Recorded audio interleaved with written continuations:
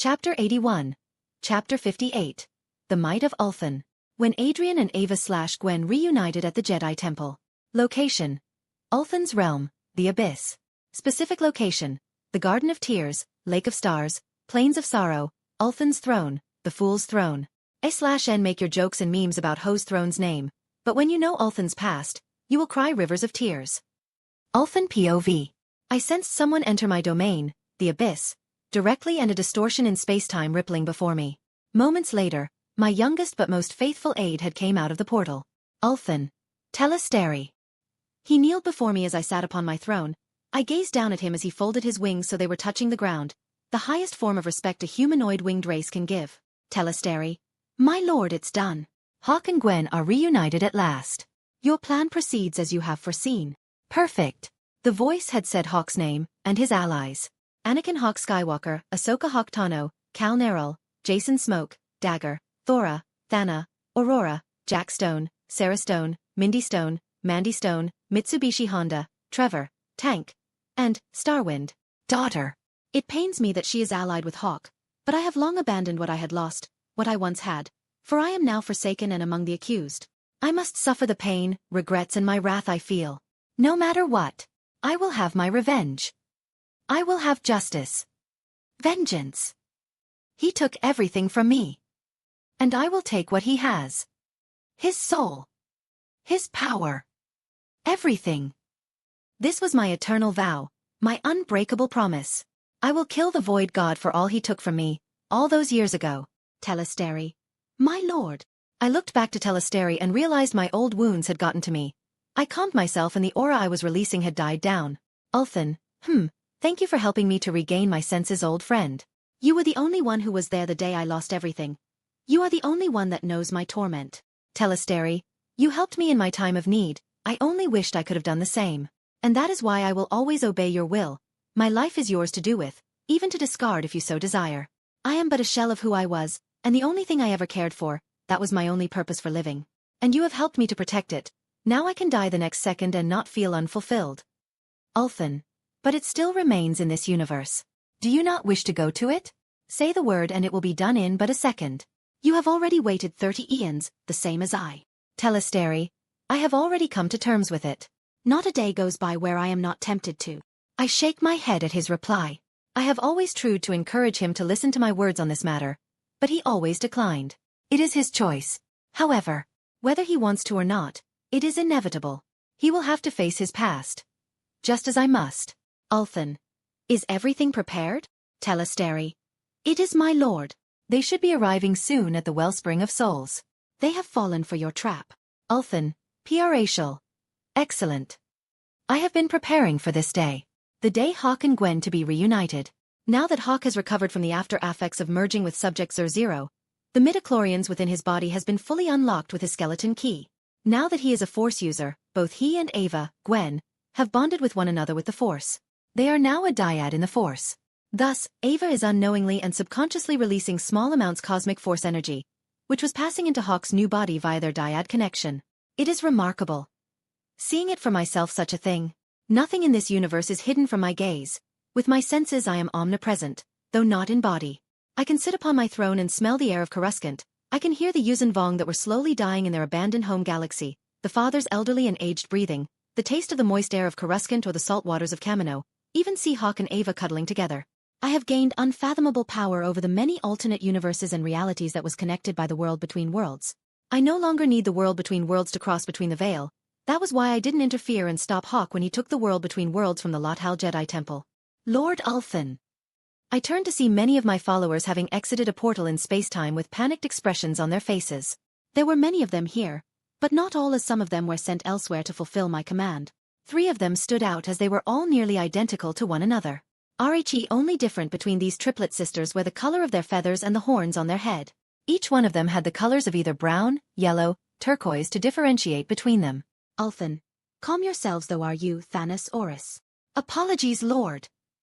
The brown-feathered one, though are you, spoke first as she was the eldest amongst them. Though are you, my lord, many beings of great power approaches the Wellspring of Souls. Next to speak was Thanos, the slightly yellow-clowered sister, and then followed by Oxus, the turquoise sister. Thanos. Individually we may be able to fight a majority of them if we are supplied by your power. Oxus. But 5 of them are far too powerful for us. All 3. What must we do, Lord? Ulthan. Nothing. Let them come as planned. Telesteri. Go and get Serail. She is currently on Kamino fulfilling her assignment. Take her to Dian Laarca with the rest and explain to them what is happening. I will greet our Guists, personally. A/N Guists was spelt purposefully. In Ulthan's language, speaking Galactic Common while breaking up the word, like Guists and Nit as guests, is a form of great insult, and establishes himself as the superior being or insulting the word itself depending when it's used. Such as now, he definitely means the Guists are intruders and were indirectly lured into his trap. Like Overlord anime when Ains baits the Empire workers to Nazarick. Can someone explain Volume 7 of Overlord when the workers invade Nazarick so that others who haven't seen or know about it will get some vague idea? I didn't WNT to do bigger info dump. The 3 sisters were stunned by my calmness, but soon Telesteri left with them. I stood up and gazed back at where I sat. The Fool's Throne. I named it myself to forever leave the memory of my mistakes until the end of creation itself. I teleported to the Wellspring of Souls.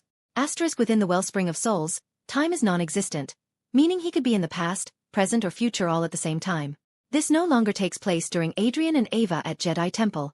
Asterisk. As soon as I reappeared, I walked over besides a large lake and a tree near it. But this tree wasn't an ordinary one, it was dead and almost split in half as if something had erupted from the inside. For something did. I did. This was where I was born. I placed my hand on the broken tree as I reminisced on my long life. So much pain and misery. All because of my foolishness. But it won't be long before everything is set right. It was very rare, the few times I lose perception of my surroundings. Because I reminisced on my memories, I almost failed to notice the arrival of 12 beings of great power, 2 of which were stronger than me. I turned to face my Guists. I recognized each and every single one of them, since I had traveled to their universes through the world between worlds. The power I obtained was not due to my ability to use the living force and some power of the cosmic force, but because I stole it from other realities. At the beginning I was an ant compared to all these beings who now stood before me. However, I have now attained their level of power. They are my equal. No. That is being too humble. They are my lesser. Ulthan. We meet again it seems. One above all. One above all. You have meddled within our universes far enough, worm god. Ulthan. Ah yes. I am called that by the arrogant gods of the realities I ventured to, aren't I? You call us arrogant, but you will Percy here once and for all. Ulthan. Don't be so sure presence. Maybe I should teach you a lesson by tearing the heart from Lucifer's chest as I make you watch, or maybe I'll pluck those pigeon wings from Amenadiel's back. Presence. How dare you? Don't let him taunt you, he wants to imbalance us so we become unfocused and divided. I looked towards an axe-wielding pale-skinned man with red markings. Besides him was a boy with a runic-engraved shortbow. Ultan. Kratos, son of Zeus. Atreus or Loki, son of Kratos the god of war. You talk of imbalance, yet wherever you go death follows. When you slayed the Olympian gods, you brought the devastation of the world as a result of your actions. How many millions, billions died as a result for your revenge? Kratos, I made my choices at the time, all I can do is move forwards. But you? As long as you remain, no world will be safe from the chaos you bring with it. You are against the balance of the Creator. You are his enemy and you must be eliminated. I gazed at the next individual to speak. The one that spoke wore a bone-white mask. He held a pair of scythes in his hands. Behind him was 3 other individuals, his siblings. Ulthan, horsemen of the apocalypse and enforcers of the Charred Council. Death, war, fury, strife. You all claim to protect the balance, and yet you serve the will of a corrupt council who works against the very reason they exist for. You all are nowhere near my level of power. Do you really think you can even put a scratch on me before your heads roll to the ground? No, most of us can't. But we are all here for our own parts to play in this fight. The one that spoke had instantly become the target for my bloodlust. His body began to shake and shiver with fear as he sensed my killing intent. The blue-haired male that looked like a feminine child was one I was most wary of based on the words he uttered. I analyzed his words and who he was and realized what he meant. Without wasting any time, I shot forwards towards him at speeds that could transcend time itself. My hand clawed to where his heart should have been, but he vanished and was replaced with a white-haired vampire. Trying to kill this man, who was now spitting blood from his mouth as I crushed his heart in my hands, will be difficult to kill for good. But that won't be an issue as he is the weakest here. Even Adrian Hawke could kill him with ease. I had intended to kill the blue-haired child by tearing his soul from his body, but this vampire got in the way. I had discovered that the easiest method for me to destroy the soul was to attack where the heart was. Ulthan, Koju Akatsuki, the fourth primogenitor. For your interference I will brutally slaughter your wives and children, your friends, sister and mother as I feast on their blood for daring to get in my way. I turned to the blue-haired child. I had an idea of what he was going to do. He alone was nothing. He may be strong but nowhere near as powerful as one above all and the presents who are my greatest opponents here. The blue-haired child most likely will draw power from the two, in order to fulfill whatever palm they have to enact against me. Ulthen. Rimuru Tempest, you insolent mortal. You think because you have the power of Star King Veldanava that you can stand in my presence and live. I will show you the fate of all those that oppose me as I rip the soul from your vile body, and make you watch as everyone you know and love will vanish from creation in the most agonizing ways possible. Just as I was tortured, I will inflict the same unto them 1,000,000,000,000. Rimuru seemed frozen in place for a second, but I knew he was talking to Manus. Seal.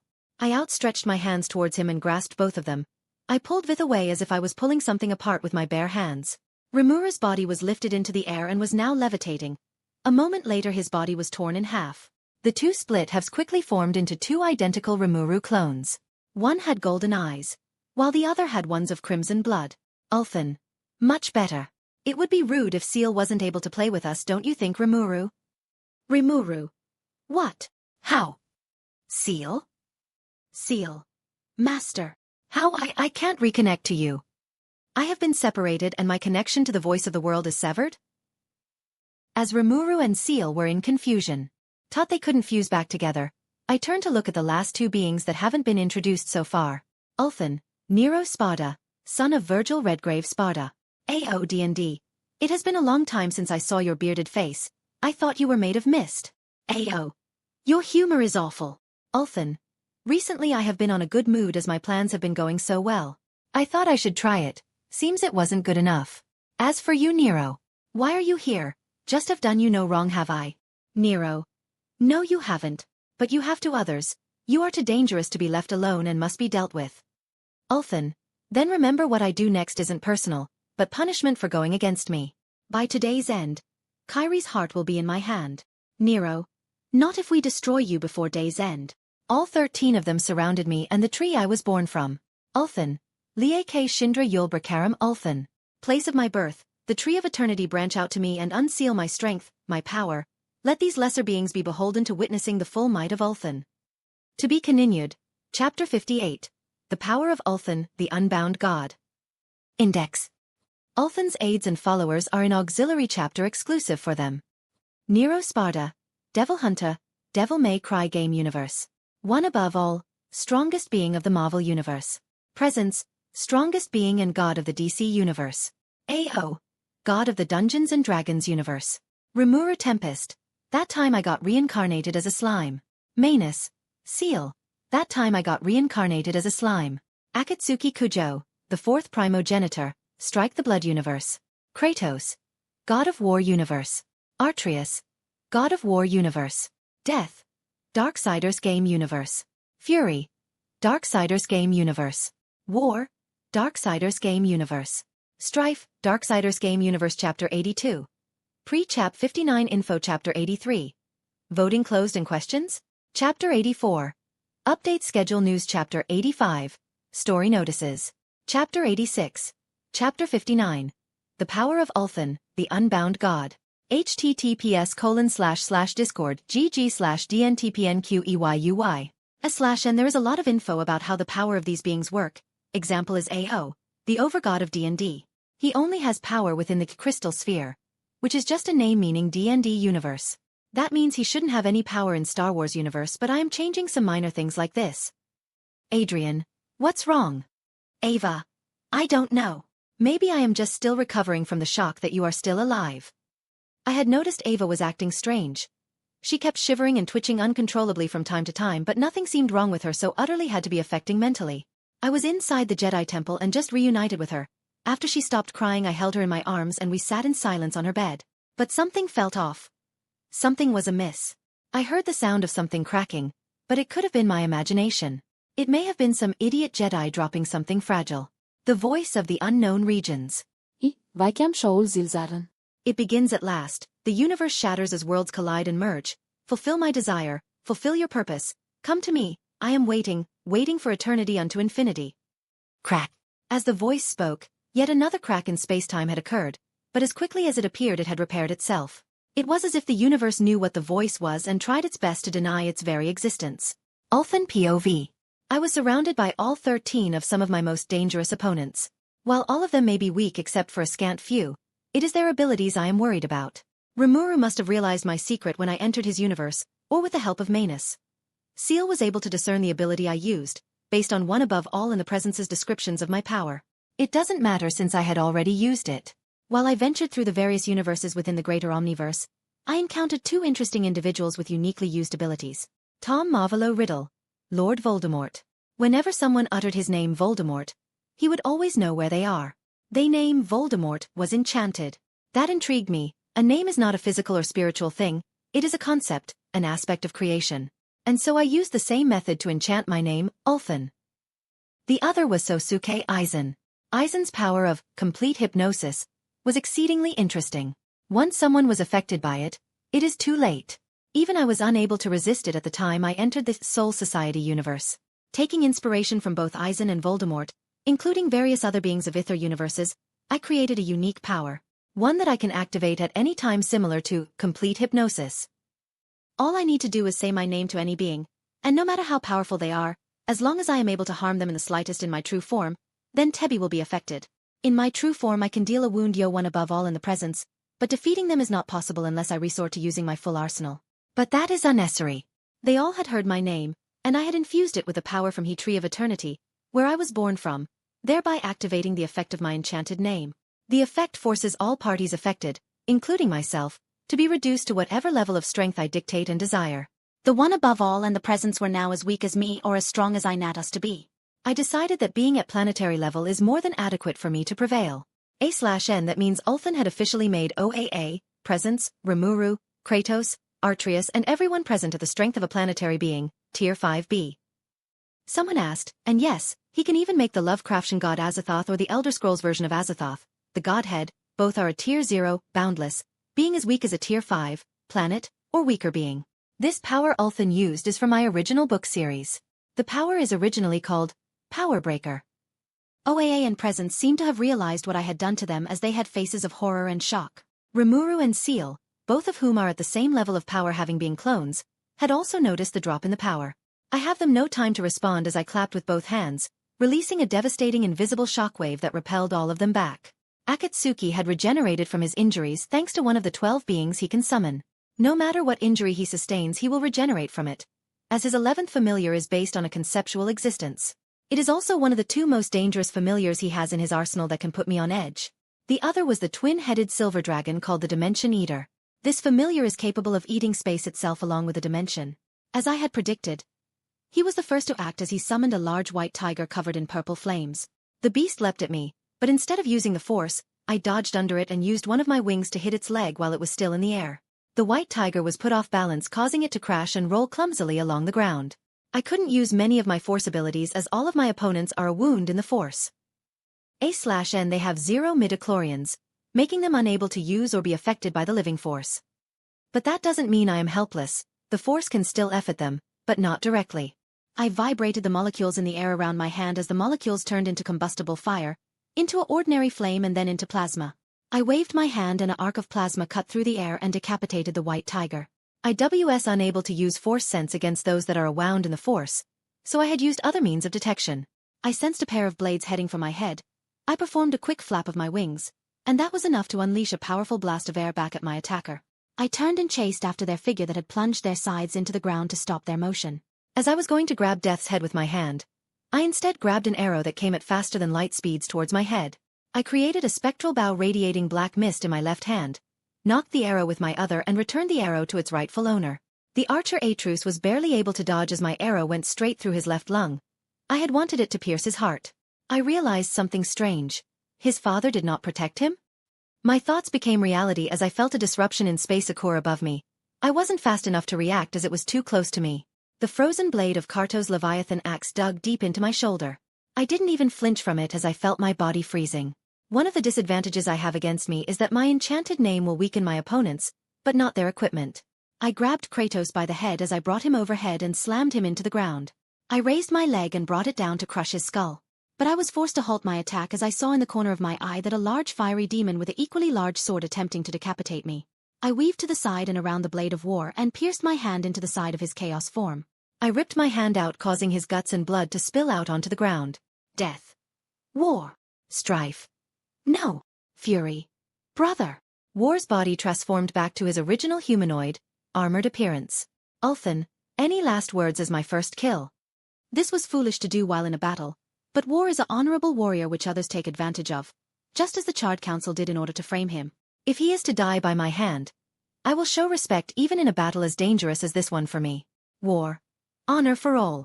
I used the force to send out an invisible ball that swiftly decapitated the horseman War. Ruin. Horse whines. War's loyal horse, Ruin, appeared out of his body amongst red flames. The steed used its hooves to strike me and I stumbled back a few steps. I grabbed the Leviathan axe that was still in my shoulder and brought it down on Ruin's head. The Leviathan axe dug deep into Ruin's skull and immediately killed the horse. The next moment, my whole body was lit ablaze by inflame with unfathomable power. I teleported to the lake that was near us and dove into its waters. I used my wings to aid my body in maneuvering within the waters. The flames that was imbued with godly power was quenched. My body was charred black, but the waters that feed the tree of eternity, of which I was birthed from, healed my body within a nanosecond of the flame's disappearance. The lake I was the wellspring of souls. Every soul I had harvested from every being slain by mine or my servant's hands resided within these waters. I could feel that AO presence and OAA tried to freeze the waters I was in, but that would not work. Unless they are powerful enough to rip apart the very fabric of creation, then it would be a wasted endeavor. A/N destroying Wellspring of Souls is at the minimum a multiversal feat. I can see Strife and Nero's figures above the water.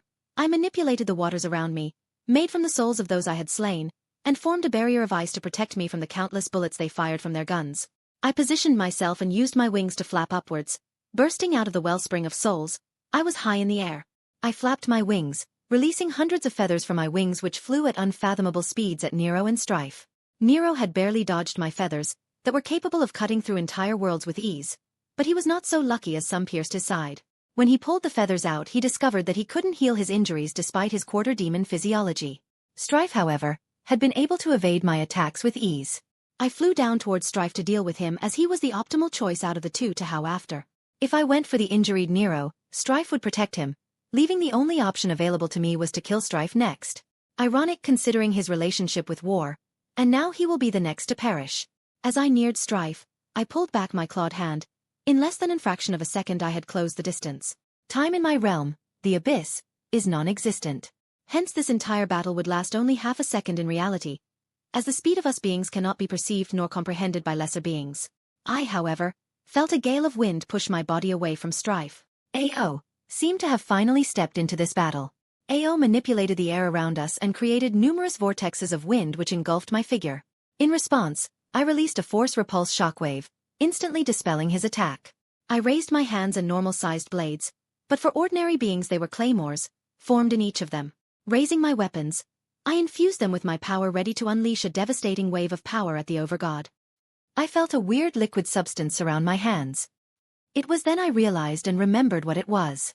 Looking at my hands, I saw two gelatinous blue slimes, one with a gold texture and the other with a crimson shade to it. They were Rimuru and Seal Eye, their slime forms. They engulfed my entire figure and I thrashed around violently as I could feel them trying to consume me. As the duo tried to consume Ulthen, Seal had been analyzing what she obtained from the minimal traces of skin, blood, feathers and muscles of Ulthen that was already corroded and absorbed by them. She sent her analytics to Rimuru via their telepathy. Seal. Analysis. Name. Unknown. Alias. Ulthen, the Forlorn Child. Rank. Error. Reassessing. Rank. Beyond disaster rank. Magicules. Error. Error. Unknown error has occurred. Reassessing. Unknown cellular density of 126,800. Error. Incorrect. Unknown cellular density of 625,000. Error. Incorrect. Unknown cellular density of 3,998,500. Error. Incorrect. Unknown cellular density of 13,125. 000 plus. EP. 99, 999, 999, 999 plus. Race. Error. Reanalyzing. Error. Error. Unknown. Error. Merging skills, vampirism, magicule breeder reactor, thought communication, telepathy, Stardust magic, to acquire the new rank Transcendent skill, Forlorn Child, Notlu. Using the Transcendent skill, Forlorn Child, Notlu, to telepathically acquire knowledge of all races in this universe. Race of individual Ulthan uncovered. Error. Race of Ulthan composed of numerous beings. Most prominent is blood from a species called the Sephi, Diathium and Celestials. Lara Darren's elder blood gene. Error. DNA matches that of Star King Veldanava, Malim Nava, Ultimate Slime Rimuru Tempest, Velgaea, Storm Dragon Veldora, Scorched Dragon Velgrind, White Ice Dragon Velzard. Rimuru. He's a true dragon. And he is like me. Veldora. Does that make him my brother as well?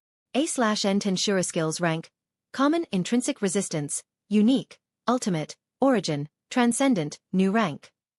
As Veldora, who resided within Rimuru, conversed with the latter, Seal finished of her analysis. Ciel. Error. Analysis of DNA is 94% incomplete. 6% of Ulthan's DNA identified.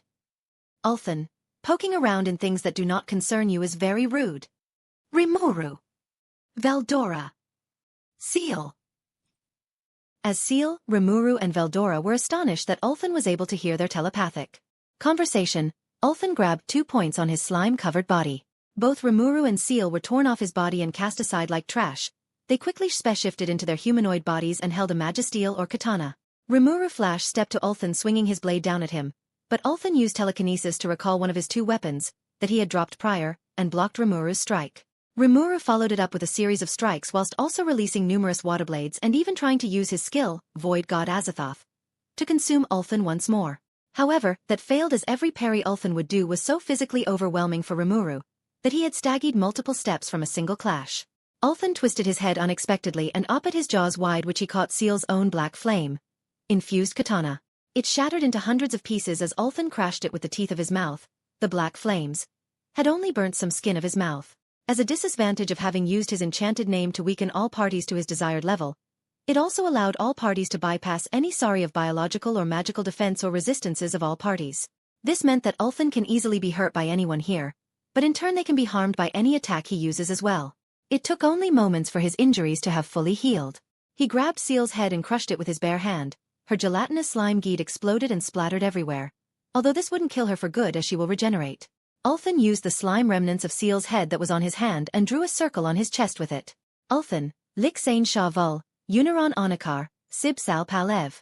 With power from this offering, I cast a dome of binding, let none here escape and none elsewhere come. As this happened, the others were unable to breach an invisible barrier separating them from giving aid to Rimuru and Seal. Ulthan walked over to Rimuru slowly as he continued to parry the numerous water blades and magical attacks Rimuru tried unleashing from a distance. He suddenly moved in front of Rimuru within an instant and pierced his free hand through his chest. No blood erupted except some parts of his blue translucent slime body had sprayed the ground. Rimuru's body began to twitch uncontrollably as from the hole in his chest bulk veins spread to every corner of his body.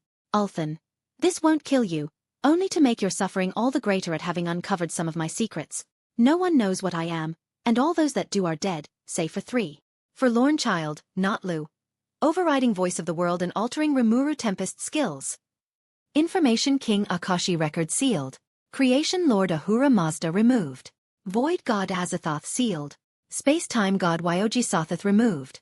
All ultimate, unique skills sealed. All resistance skills at the level of immunity has been removed.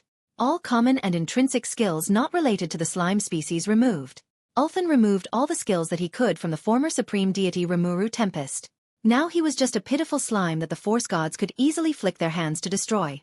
Ulthan's head jerked downwards as he felt an incredibly powerful blow strike his head. The said attacker followed up by rearing their other hand back and launching an uppercut, sending Ulthan flying up into the air where he regained his balance with his wings. Veldora, yo Rimuru, mind if I take a crack at this? Rimuru. Veldora, stop. He'll kill you. Sorry about this, Rimuru. We all agreed to this before leaving, Sensei. Ulthan did not interfere as he found this interesting. The betrayal Rimuru missed be feeling that his friends plotted behind his back for this moment. A pair of small child-sized hands grabbed his shoulders. When Rimuru turned to look at the person, he was shocked to see Malim and Chloe standing there where a portal had opened. Rimuru. What are you dash? Before he could finish, he was flung backwards into the portal that Malim and Chko had came out from. Ulthan was displeased that Rimuru survived, but he would find him at a later date. Malim. So uncle, this is the bird that needs his feathers plucked? Veldora. Yeah, but he will probably kill us. Malim, as long as Chloe can close the portal so Rimuru can be safe, I am okay with it. Ulthen. If you think I will let him escape, you are mistaken. No one prevails against me. No one survives against Ulthen, the unbound god. He was going to kill Rimuru later, but he would not let this insult stand. He had announced his name once more in order to place Chloe and Malim under the effects of his enchanted name. Shattering glass. Ulthen used his wings to block against 2 serpentine heads of Akatsuki's familiar, the Dimension Eater, who had destroyed his barrier. The twin Sepant heads tore off both of his wings, but their true target would have been his head if he hadn't blocked and sacrificed his wings in its place. Ao appeared before along with Kratos. Kratos swung his axe at his stomach, while Ao charged a magical attack to blade off his head. In response, Ulthen moved his head to the side and endured Kratos' attack, as he grabbed his arm and snapped it like a twig. He followed up by opening his jaws wide and but the throat of Ao's spiritual body. Black veins spread all across Ao's body as he screamed loudly as his body began petrifying like a statue. Furthermore, he elbowed Kratos after clawing his left eye with his razor-sharp talons. Kratos' injured eyes had also been affected by whatever power Ulthen was using as black veins appeared around the eye he was injured. Nero used his Devil-Bringer arm, which created a large spiritual construct in the shape of a demonic hand, and used it to grab a hold of Ulthen. But it was too late as Ao would soon be dead and none except Ulthen and Ava could undo the petrification on Ao before his death. Atreus fired his elemental-imbued arrows at Ulthen's eyes, blinding him. He gritted through the pain and roared like a crazed beast. His eyes glowed a turquoise color. Soon after he vanished into numerous turquoise particles. Before anyone could understand what had happened, an ethereal ghostly trail of turquoise spread all across the battlefield.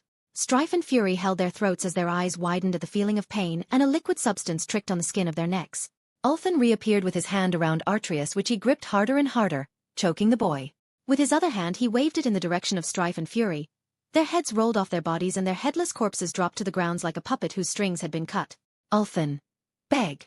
Beg for your father to save you. I want to see his despair, his regret and torment as your mother Laufey did.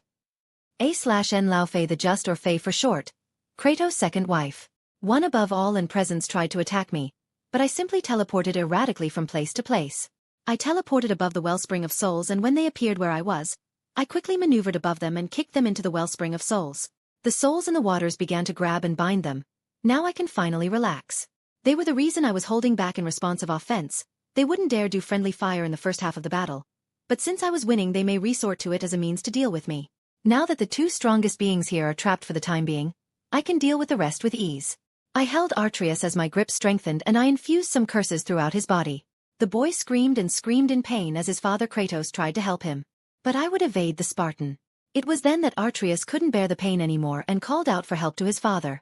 Said father propelled forward towards me and raised his Leviathan axe to cleave me in 2. Splash. A river of blood sprayed and splashed on the ground below. Kratos held his weapon with both hands as he recovered from the swing. He saw his son, perfectly cleaved in 2 from the left shoulder to the right waist down. He was shocked and froze in place as his soul looked like it had left his body as he just stared with wide eyes at his now dead son, which I used as my shield. This is what I wanted, to punish those that dared try to think to slay me, but I butchered them. I destroyed them in both body and spirit, just as I did to Kratos, having forced him to accidentally kill his son, just as Ares had tricked him into unknowingly killing his previous wife and daughter. Before Kratos could recover, I flashed behind him, grabbing the blades of chaos from his back and decapitating him swiftly. I plunged my hands into the hearts of both Atreus and Kratos and pulled it out, crushing the hearts in my hands. When I unclenched my fists, 2 glowing orbs, one red from Kratos and one green from Atreus/Loki. These were their souls and divine power from their godly heritage. Opening my mouth wide open, I devoured both orbs. I felt an influx of power surge throughout my body as I absorbed their power.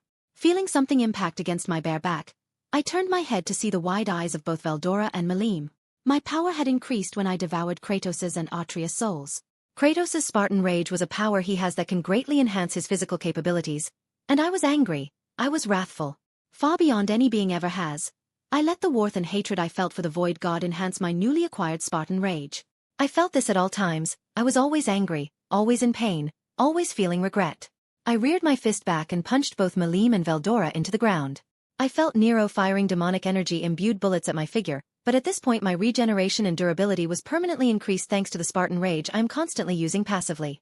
Death leapt at me with his scythes, but I effortlessly twisted my body, disarmed him of his weapons and swung his own combined scythe at him. I was momentarily confused as his scythe I swung only hit air. I looked at where Death was, but he had vanished from the battlefield. I could feel a portal closing where he was. Seems like someone had saved him at the last moment. I turned to look at Chloe, who was still trying to close the portal. She was struggling since her power over space-time was being interfered by the Tree of Eternity not a away from her.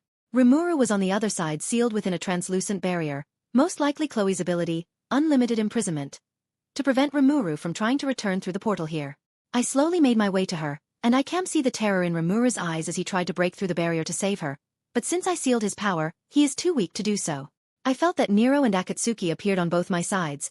Nero swung his sword Red Queen while Akatsuki used a fiery Kirin, horned horse unicorn, to charge at me as he also trued, landing a punch on my body. Having grown tired with this battle, as I was more concerned with wanting to make Rimuru suffer before the portal closes, I blocked the Kirin's fiery beam it had unleashed from its horn with my right-left wing.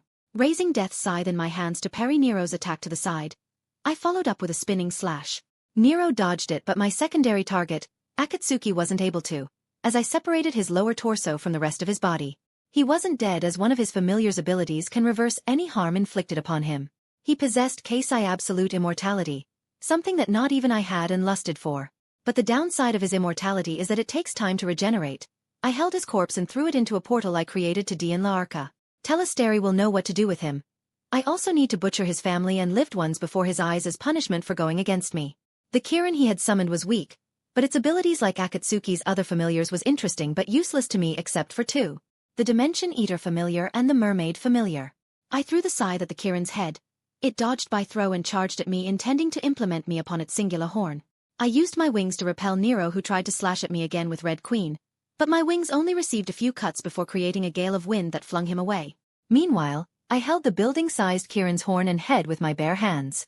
The Kirin was charging its horn with energy as it glowed red, but it began going dim until the glow vanished. Its head fell to the ground, now detached from its body as Death's Scythe was impaled into the ground beside me. I had thrown the scythe with the intention of it returning to me like a boomerang to decapitate its head. Turning my attention back to Nero, who entered his Devil Trigger transformation, I rushed at him while recalling my twin swords from earlier. Clashing with his own sword Red Queen, he broke our lock and jumped backwards while swinging his sword, only hitting air. 5 ethereal glowing arcs of demonic energy like that of a claw was launched at me only a meter away. I curled my body as I leapt through the gap of the 5 arc claws to avoid the recoil of attempting to block them. Nero parried my piercing strike, pulling out his revolver Blue Rose and fired at my head. I blocked the bullet using my other blade's body. I kicked Nero's leg, causing it to bend in an unnatural direction. The pain on his face was evident to how much it had hurt. Taking advantage of his slight pause, my eyes glowed as it flared with power, swinging both my blades from both sides. Nero used his Devil Bringer on his right arm to block my left blade, while he used his left hand that held Red Queen to block my right-hand blade. I released my grip on both as I grabbed his face, slamming it into the ground. I raised my fist once and released a devastating blow to his skull. Nero's body began reverting back to his human appearance as he was now unconscious. I grabbed Red Queen he had dropped and pierced his heart. My blood boiled with rage and fury once more. His body, much like Death, had vanished again. Spreading out my senses, I felt the one responsible for this as they were hiding in a small rift in space-time. But they were a fool. They did not know that in this place time does not exist. We are in the present, past and future simultaneously. This is my domain, the place of my birth where I reign supreme, where nothing is hidden from me. I reached my hand out, grasping the air. I felt the throat of the one responsible. Ulthen, I will deal with you later, Seal, for now. Sir, sleep. Seal's eyes immediately closed at my command as her body went limp. Only 5 remained. The Presence and OAA were still trapped within the Wellspring of Souls, but I could feel they would soon be free. I made my way to the final 3. Malim, Veldora and Chloe as they defended the portal, where I could see Rimuru alongside Velgrind, Velzard, Guy Crimson, Benimaru, Cheyenne, Diablo, Ramiris, Dino, Luminous and practically everyone else from Rimuru's universe beyond the portal. Ulthen. Ha! You all are insects before me. I am God. I am unbidden, I am unbroken. I am Ualat and the unbound God. All who defy me shall know true despair, true suffering, true death. Veldora. Well, that would be fun, isn't it? Malim. Uncle, wasn't my dad a god? So what does that make this guy? Veldora. I think he is a bit cranky since someone stronger than him beat his ass. Malim. Oh. Then fighting this old bag would be easy, right? Veldora. Yes, it would. Veldora did something a bit unexpected even for me to predict as he grabbed Malim's shoulders and flung her backwards into the portal. He then dashed at Chloe, kicking her onto the portal from behind. Due to her losing concentration, the portal closed instantly, but not before 4 voices were heard. Ramiris, Rimuru, Velgrind and Velzard all cried out his name as what I wanted had been achieved. I saw the expression on Rimuru's face and I was left satisfied. Although it was unfortunate I couldn't kill the others before his eyes, deepening his despair, but I will settle for this, the death of his blood brother. Ulthen, I had thought Malim would have done what you did. You surprised me, great WYRM. Very few have done that in my entire existence. Veldora turned to face me as his eyes were closed and he was smiling.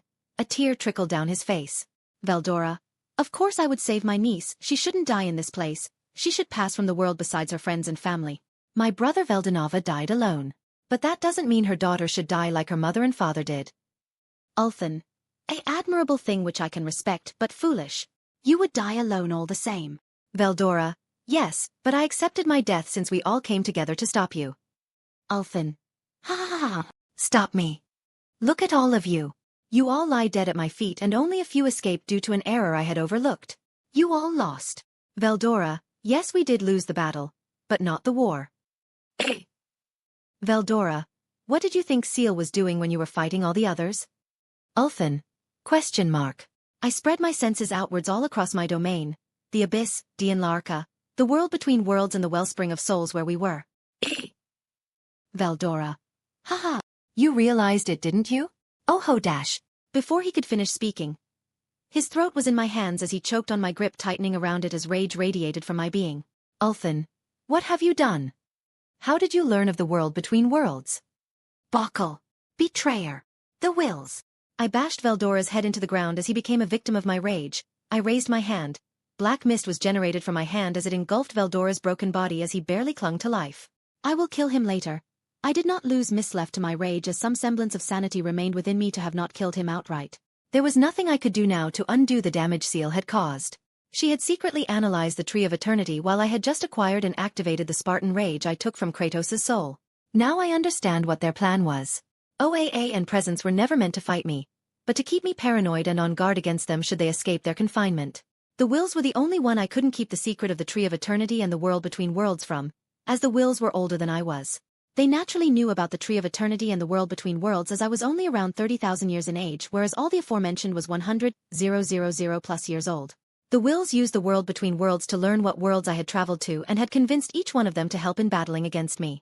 One above all, and the Presence was meant to keep me distracted and on guard against, thus causing my main focus to be on them and sensing when they would escape my trap. Supreme Deity Rimuru Tempest and Manus Seal would analyze what information they could gain from consuming parts of my body. Aho, the Overgod was their main means of offensive along with Nero Sparta, the Devil Hunter and Kratos, the god of war. Kratos also served another purpose that the Wills most likely lied to him about and didn't reveal that in their plan. He would be the sacrifice, so I would obtain his Spartan rage power, so I would fail to notice Seal inspecting and analyzing the Tree of Eternity and her meddling with the world between worlds. Had Kratos known that his son Atreus would also die, he would have never accepted to be a part of this plan of theirs against me. Death, horsemen of the pale horse. War, horsemen of the red horse. Fury, horsemen of the black horse. Strife, horsemen of the white horse. All four of them were just additional beings of great power to pressure me in the battle. While they are stronger than Abeloth and would pose a challenge for me when I use the power of my enchanted name, they are not capable of affecting entire galaxies at once. Although being able to fight and slay universal beings is still nothing to overlook. Akatsuki Kujo, the fourth primogenitor, used his familiars and their unique abilities for any scenario that may have appeared, such as dispelling my barrier. Malim, Veldora and Chloe were simply additional forces for an unexpected ambush. Chloe and Seal would evacuate as many of them as they could in a retreat. Chloe took so long trying to close a singular portal because she was trying to keep it open so that when she broke her concentration and focus, she along with Malim and Veldora who were guarding it could escape. But Veldora realized it was impossible, as the moment they let down their defenses in order to retreat, I would hold their hearts in my hands the next instant before a single second passes, which is why he did his last courageous act to save the others and sacrifice himself instead. A well-thought-out plan indeed. For all my wisdom and intelligence, I was outplayed by them. I am impressed. But they will suffer and die by my hands personally. But first, I teleported above the wellspring of souls where the Presence and OAA were still trying to escape my prison made from the souls of all those I had killed. Presence, seems the plan worked because of the expression of your face shows it all. OAA, so you going to free us so we can fight, or shall we do UT? We are almost out of this infernal trap. Hey, mind undoing that ability of yours you used to weaken all of us? Ulthen, so you can kill me with your full power? No, I don't think so, but I will kill you and the Wills with mine. Well, not full, but close enough. As I said that, A black mist covered my whole body, which soon created a blanket of fog around the domain we were in. Moments later, a pair of large glowing eyes and a blurry figure could be seen. The entirety of the Wellspring of Souls was minuscule compared to the size of Ulthan's spirit form. Atitan, no. A god was making his presence known as his last two remaining opponents gazed at his figure. The screams of two beings who were once hailed as the strongest in the multiverse had met their ends that day, but not before their cries were forced out of them by Ulthan. Only he would gear their screams. For in space, no one can hear you scream. This is a little confusing to write in chapter, so I'll explain it here. Ulthan took Seal away and have remade her into Kara. Yes, the Kara Adrian wished to have. I'm Chowter 1.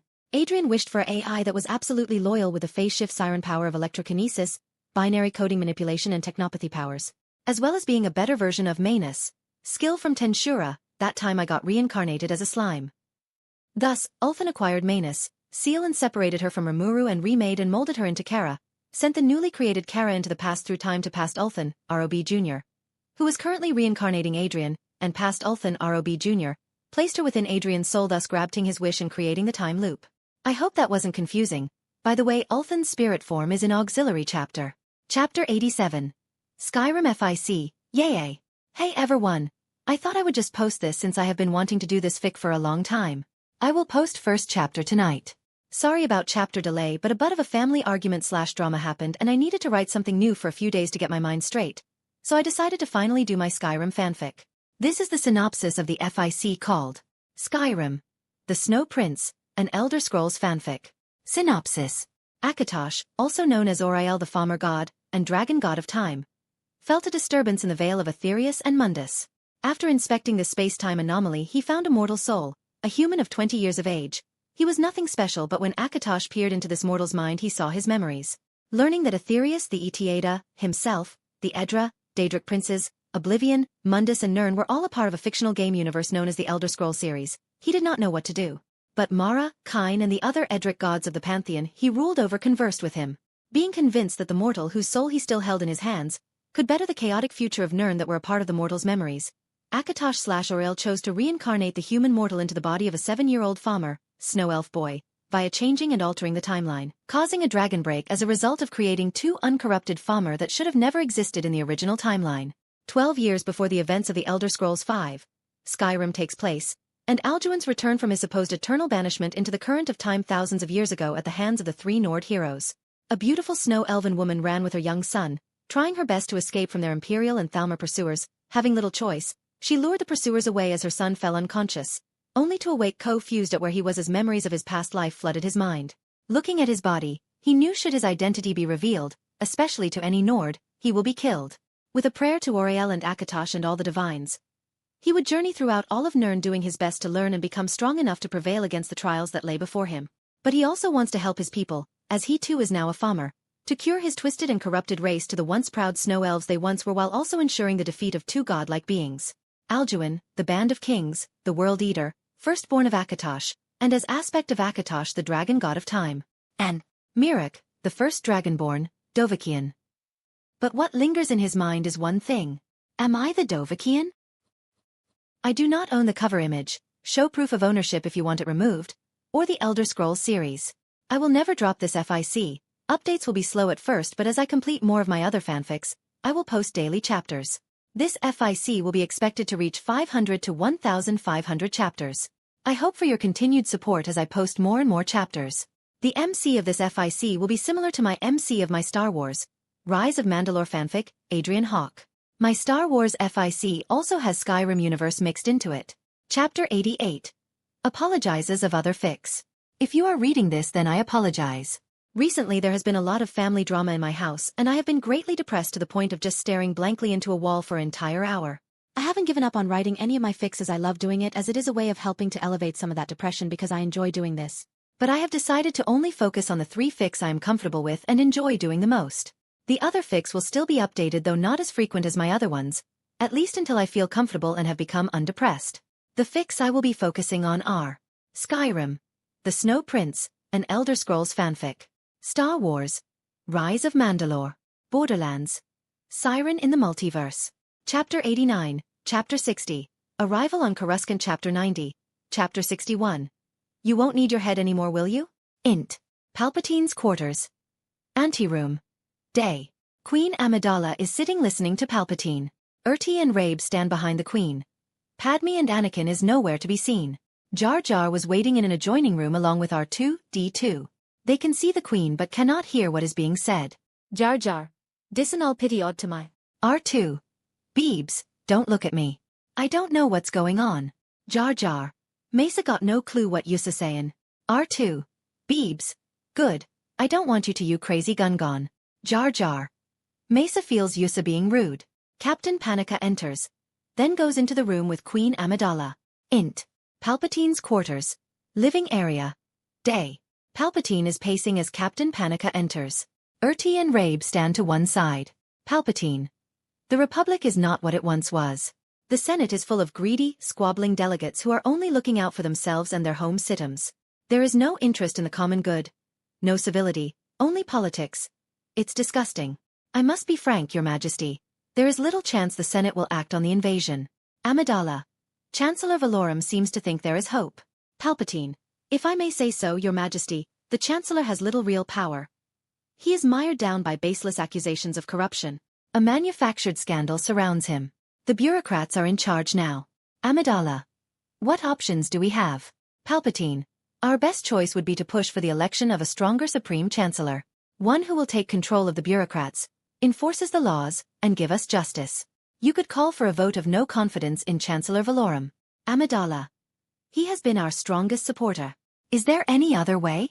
Palpatine. Our only other choice would be to submit a plea to the courts. Amidala. There's no time for that.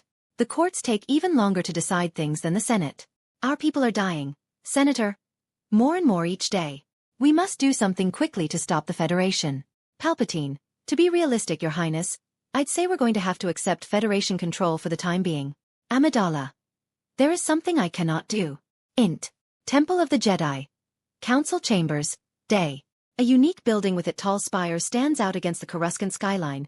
This was the Jedi temple that is home to over 10,000 Jedi of varying ranks and races. Qui-Gon stands in a tall stately room. 12 Jedi sit in a semicircle. Obi-Wan stands behind Qui-Gon in the center of the room. The senior Jedi is Mace Windu. To his left is an alien Jedi named Kiadi Mundi, and to his right, the Jedi Master Yoda.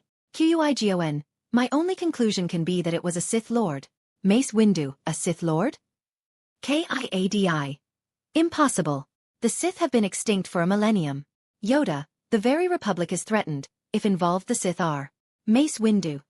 I do not believe they could have returned without us knowing. Yoda. Hard to see, the dark side is. Discover who the two assassins are we must. Kiadi. I sense he will reveal himself again. As for the Togruta associate, she wore Mandalorian armor.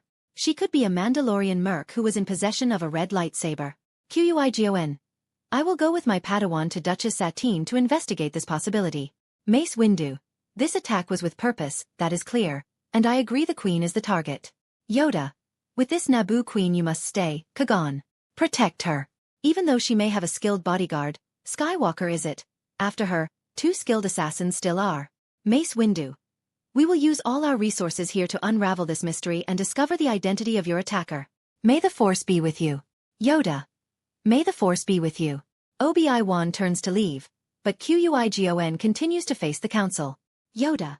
Conted, Master Kagan, more to say have you? Qui-Gon. With your permission, my master. I have encountered a vergence in the Force. Yoda.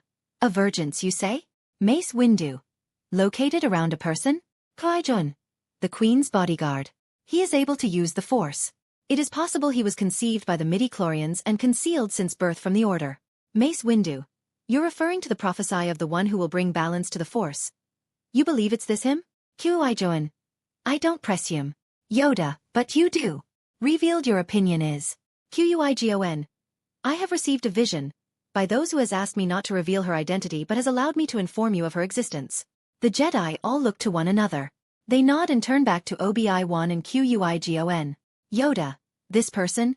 Who might they be? Qui-Gon. Someone that has been my mentor in secret for some time now. They are powerful in the ways of the Force. So powerful that they could destroy the entire galaxy if they had wanted to. They have given me a vision of Skywalker. He is the chosen one. Yoda. The gods of Mortis are they? The other members including Obi-Wan were all puzzled by Yoda's words as none of them have ever heard of the gods of Mortis. Qui-Gon was unfazed by this as he was well aware of their existence as the Wills had already told him of the ones, and he was well aware that Yoda knew of them from his great age. Yoda learned of the existence of the Force gods of Mortis from the records written by Jedi Master Xander a millennium ago when he himself encountered the ones. Qui-Gon. No, someone else. I apologize, but I will say no more on this individual. I have already said enough. Mace Windu. What do you wish to do about this matter, Master Yoda? You are the only one here with knowledge on this matter. Yoda. Qui-Gon. With Skywalker, whatever you wish to do, the Council will not interfere. Adrian. This is a little unexpected. I was sure Qui-Gon would never reveal the Will's existence to anyone. Ava. This is your fault after all. You messed with the timeline and prevented Anakin from getting his blood tested, among other things. Adrian. Says the girl who is literally the Force incarnate. Ava. Whose fault is that? Adrian. Yours. You were the one that had the ROB give me your wish to grant unknowingly on your behalf. Ava? Shut up. When can we fuck each other? Adrian. Choking sounds the hell. That came out of nowhere. Later. Also you should watch Today and Tomorrow is Where Shit Gets Good. Ava. What did you do? Adrian. Nothing you should care about. Yet. Let's continue watching. XT. Coruscant, Galactic Senate Building, Day, FX. A large distinctive-looking domed building stands out amid the cityscape of Coruscant. Int. Main Rotunda. Galactic Senate. Day. /N in the script info it says thousands, but there is actually tens of thousands of senators that I can roughly calculate from the number of seats in the Senate and via creating a 3D replica of dots in a dome to determine this value. Official sources say that only about 250 and 2,500 have an actual position of authority, and as in senator, the other thousands are additional bodies or guests of important noble standing and rank on their respective homeworld/organization which permits them to have a presence at the Senate. Be it as a governor, admiral, captain, commander, noble, company/organization member like Trade Federation, or royalty like Padme or Satine. This took 16 hours to find out info and make 3D replica. Give me power stones. The Senate chambers are huge. Thousands of senators and their aides sit in the circular assembly area. Chancellor Valorum sits in an elevated area in the center. Hundreds of aides and droids hurry about. Senator Palpatine, Queen Amidala, IRTA, Rabe, Anakin and Captain Panica sit in the Naboo congressional box, which is actually a floating platform. Palpatine leans over to the Queen. Palpatine, if the Federation moves to defer the motion, Your Majesty, I beg of you to ask for a resolution to end this congressional session. Amidala. I wish I had your confidence in this, Senator. Palpatine, you must force a new election for Supreme Chancellor. I promise you there are many who will support us. It is our best chance. Your Majesty, our only chance. Amidala. You truly believe Chancellor Valorum will not bring our motion to a vote? Palpatine. He is distracted. He is afraid. He will be of no help. Their conversation is brought to an end as the Chancellor spoke directly to the Queen. Valorum. The chair recognizes the senator from the sovereign system of Naboo. The Naboo congressional box floats into the center. Palpatine. Supreme Chancellor, delegates of the Senate. A tragedy has occurred on our peaceful system of Naboo. We have become caught in a dispute you're all well aware of, which began right here with the taxation of trade routes, and has now engulfed our entire planet in the oppression of the Trade Federation. A second box rushes into the center of the Senate. It is filled with Federation trade barons led by Lot Dod, the senator for the Federation. Lot Dod. This is outrageous. I object to the senator's statements. Valorum. The chair does not recognize the senator from the Trade Federation at this time. Please return to your station. Lot Dod reluctantly moves back to his place. Palpatine. To state our allegations, I present Queen Amidala, the recently elected ruler of Naboo, to speak on our behalf. Queen Amidala stands and addresses the assembly. There is some applause. Amidala. Honorable representatives of the Republic, distinguished delegates, and Your Honor Supreme Chancellor Valorum, I come to you under the gravest of circumstances. The Naboo system has been invaded by force. Invaded? Against all the laws of the Republic by the droid armies of the trade. Lot Dod. I object. There is no proof. This is incredible. We recommend a commission be sent to Naboo to ascertain the truth. Valorum. Overruled. Lot Dod. Your Honor, you cannot allow us to be condemned without reasonable observation. It's against all the rules of procedure. A third box representing Malastare moves into the center of the room. AKSMOE, the ambassador, addresses the convention. AKSMOE. The Congress of Malastare concurs with the honorable delegate from the Trade Federation. A commission must be appointed. That is the law. A/ and the Dugs and Zillow Beast are from Malastare. They have mines that harvest many valuable deposits of fuels needed to refuel hyperspace engines. They care only for equal cooperation and benefits. The Dooku tried to invade Malastare in the Clone Wars with the droid army, but the whole Zillow Beast arc occurred as a result since the Dugs knew they would be treated like slaves if the Dooku took control of Malastare. Malastare at this momentum the timeline is not doing so good and the Malastaropod races are their only source of income. That is why they are allies of Trade Federation and are trying to help them out here. Valorum. The point. Valorum confers with several of his aides and vice-chairman Amasa Meda. Palpatine whispers something to the Queen. Palpatine. Enter the bureaucrats, the true rulers of the Republic, and on the payroll of the Trade Federation, I might add. This is where Chancellor Valorum's strength will disappear. Valorum. The point is conceded. Section 523A take precedence here. Queen Amidala of the Naboo. Will you defer your motion to allow a commission to explore the validity of your accusations? Queen Amidala is angry but remains composed. Amidala, angrily. I will not defer. I have come before you to resolve this attack on our sovereignty now. I was not elected to watch my people suffer and die while you discuss this invasion in a committee. If this body is not capable of action, I suggest new leadership is needed. I move for a vote of no confidence in Chancellor Valorum's leadership. Valorum, what? No. This causes a great stir in the assembly. A loud murmur crescendos into a roar of approval and jeers. Chancellor Valorum is stunned and stands speechless. His vice-chair, Amasa Meda, takes over. Amasa Meda. Order. We shall have order. A/N Amasa Meda knows Palpatine is Darth Sidious and is his loyal follower. The bold white girl, Sly Moore, has telepathic mind control powers as her race's inborn traits. They serve Palpatine to manipulate the Senate and the Chancellor until and even after Order 66. Sly Moore is the chick Palpatine had sex with. Things settle down a little. The Federation box settles next to Amidala. Prince Bail Organa moves his box into the arena. Bail Organa. Alderaan seconds the motion for a vote of no confidence in Chancellor Valorum. A/N this is cut from the movie. Amasa Meda. The motion has been seconded by Bail Organa of Alderaan. Amasa Meda turns to the confused Valorum and whispers something to him. Bail Organa. There must be no delays. The motion is on the floor and must be voted upon in this session. Lot DOD. The Trade Federation moves the motion be sent to the Procedures Committee for study. The assembly begins to chant. Valorum talks to Amasa Meda. Assembly. Vote now. Vote now. Vote now. Palpatine stands next to Amidala. Palpatine. You see, Your Majesty, the tide is with us. Valorum will be voted out, I assure you, and they will elect in a new chancellor, a strong chancellor, one who will not let our tragedy continue. Amasa Meda. The Supreme Chancellor requests a recess. Tomorrow we will begin the vote. The Federation delegation is furious. Valorum turns to Palpatine.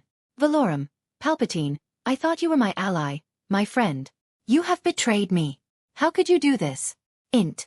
Icarus. Adrien and Ava's bedroom. Viewing the Galactic Senate's voting for a new Chancellor candidate. Midday. AVA. What have you done? I know you did something. You only make that grin when you're up to no good. Adrian. Hey. See, you put the lightsaber away before you hurt me. AVA. Hurt you.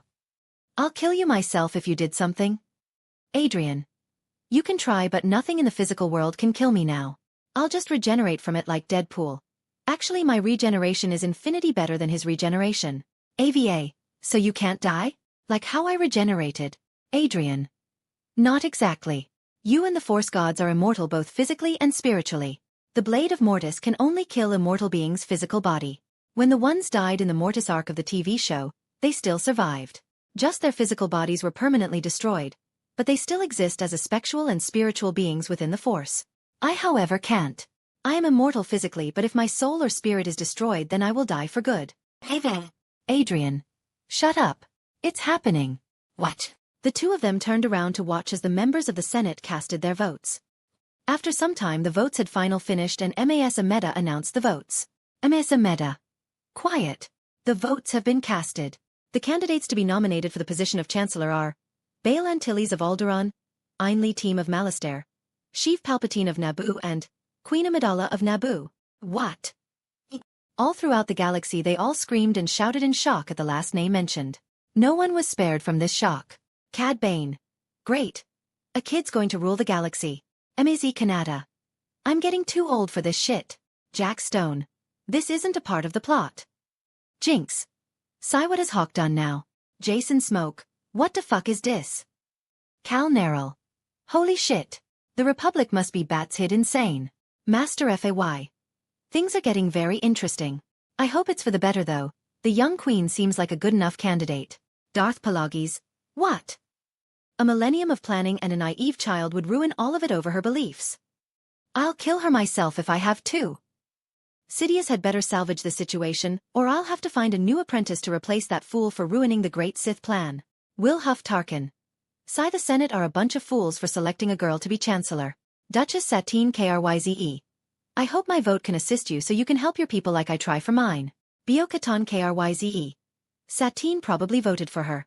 What a foolish sister I have. Prime Minister Amek. What am I going to do now? Luck is still with me. It won't go through. Her votes will be cancelled in no time at all. Pierre Vijlaw. Damn those Republic fools. They'll ruin my plans. Jango Fett. Fucking fantastic. OSSK. Aggressive lizard growling. Newt Gunray. Oh no. We're doomed. This deal with Lord Sidious has been a grave mistake. Lot Dodd. Impossible. This cannot be. King Alaric. Darth Maul. This was unexpected. Chewbacca. Wookiee noises. Hondo Onaka. Oh no. This is going to be very bad for business. Oi. Someone get me a drink. And place a bounty on the Queen of Naboo. Anaconda Far. Good luck, Padme. You'll need it once you're Chancellor. I'm so happy for you. Chamson Dulla. Ah, a child is being chosen to succeed as Chancellor. The Republic is doomed. It's a good thing Father had Ryloth join the Cerberus Alliance. All of their reactions were completely natural and to be expected of them. A certain law of the Galactic Senate is that no one of royalty can become eligible of becoming a Chancellor. This is to prevent issues of favoritism from the ruler of a planet and the Senate itself. King Alaric is one such example, having been widely respected by many solar systems and even Yoda of the Jedi Order. But even he wasn't allowed to become a Chancellor. Only a fully committed senator can become a Chancellor. To become one, the person on question must reign and give up their sovereignty to another, and must serve either a couple months to a couple of years term in order to become a full legal senator that can have the right to be voted for chancellorship. This was the reason for the galaxy's reaction. Especially a certain reincarnated girl at this moment. AVA. What have you done? Her voice was gentle but as cold as ice as she didn't turn to face Hawke, only continuing to watch the 3D hologram of a depiction of the events transpiring in the Senate. Adrian. Well, I may or may not have been able to implement a new law. AVA. Which is? Adrian. It is quite lengthy, but the abridged version of it states that anyone that has served for 2 terms as a senator in the Senate is permitted to become a chancellor should an emergency arise. Another law states that should an emergency of a long series of potential variables occur, then emergency powers can be given to the current ruling body within the Senate. Since Chancellor Valorum is no longer in power, the ruling body at this moment is the Senate itself and the Jedi High Council. This means that my law can be enacted allowing for Padme to remain as Queen of Naboo permanently as well as remain as Chancellor. Also, the current votes are 1,200 for the Queen of Naboo. Second is Palpatine with at least 886 from what intel I can gather that have been bribed or are his allies and future CIS members. It can be more, but the votes haven't come through yet, and only the initial candidate choices have been voted for at present. The actual votes will happen shortly and 1,200 of them are mine, so she automatically will win as soon as the votes begin. There was a deafening silence from the two before Ava's quiet voice had broken it. AVA. You said you are immortal? And no matter what physical damage you receive to your body you can't die. Right? Adrian. Yes. I even tested it to be sure. I had blown my head with a grenade a while ago. AVA. So what exactly does that extend to? Adrian. As long as a piece of my soul remains I can't die. Even if I was reduced to a drop of blood I wouldn't die. Lightsaber ignites. AVA. Then. /AVA. You won't need your head anymore, will you? Adrian's dead corpse fell to the ground as his head rolled clean off his neck. The head in question had blinked a few times before speaking. Adrian. Ow, that still stings. Never knew you would be that pissed by what I did. After some seconds had passed, a spine emerged from the base of his head and his body quickly regenerated. First his torso, then both his arms and the legs followed after that, with his rail being last. He stood up and Ava's tomato face was seen looking down at his mighty dragon, as he was fully naked. Adrian. Oh ho, so that's why you decapitated me. You should have just asked. AVA. You literally denied it when I asked you just yesterday. Like that, a mad succubus leapt on him with a speed that no mortal could keep track. I decided to give an extra chapter cause why not? Next chap in 2 or 3 days, everything from now on as my new schedule. Chapter 91. Power Breaker and Question. Someone had asked me what is Power Breaker. I had mentioned before. I had said that Power Breaker is what I used as inspiration for Ulthan's enchanted name, which he had used. It isn't really all that different to what I already explained, so I will show what Power Breaker actually is. I copied this from my Magic and Ability Atlas list of my original book series I am working on in the background as I write these fics. Each form allows for categorization, mostly for me to refer to, basically like how lightsaber combat is broken up into multiple forms. Form 6. Redacted Name. The Great Protector. Tier 7. A Power Breaker. Removes all strength/any enhancements that the enemy and yourself possess. However, it doesn't remove negative effects, only positives. An ability created by Redacted Name. First Son. The first son was the eldest child of the Great Protector, but he was an arrogant and prideful individual. He would constantly bully his youngest sibling, Redacted Name. Fifth daughter, as he always blamed her for their mother's death on her bed shortly after childbirth. It wouldn't be until after redacted events. Having now learned many secrets and hidden truths from the Raven God Redacted Name, he had now set himself a goal. To kill his uncle, Redacted Name. The Great Destroyer, or at least weaken him so that he can be killed by others in his place. The ability he created was immensely powerful that his father had confessed only 6 beings in all of creation would be capable of resisting the ability's full effects. But not completely, as even he himself would be susceptible to it for a few moments. Power Breaker is able to force all beings in the same area regardless of the divide in power to be brought down to the user's desired power level to even the playing field. Power Breaker was used only 4 notable times. Battle of Yin and Yang. The Great Protector versus the Great Destroyer. Shadow of Redacted Name. Ult had the Hidden One was saved thanks to First Son using Power Breaker against Redacted Name. The Redacted title, allowing for Ulthad and First Son siblings to escape with their lives. The final battle. Redacted Name versus Redacted Name. Redacted Name and title. And the 10th Law of Creation. Redacted Name versus Redacted Name. Now then, I also wanted to ask a question. What do you think of Ulthan? Also yes, as I wrote a name in above lines, it had said Ulthad, the Hidden One. Ulthad was used as the inspiration for Ulthan, but they are completely different in their characteristics and backstories.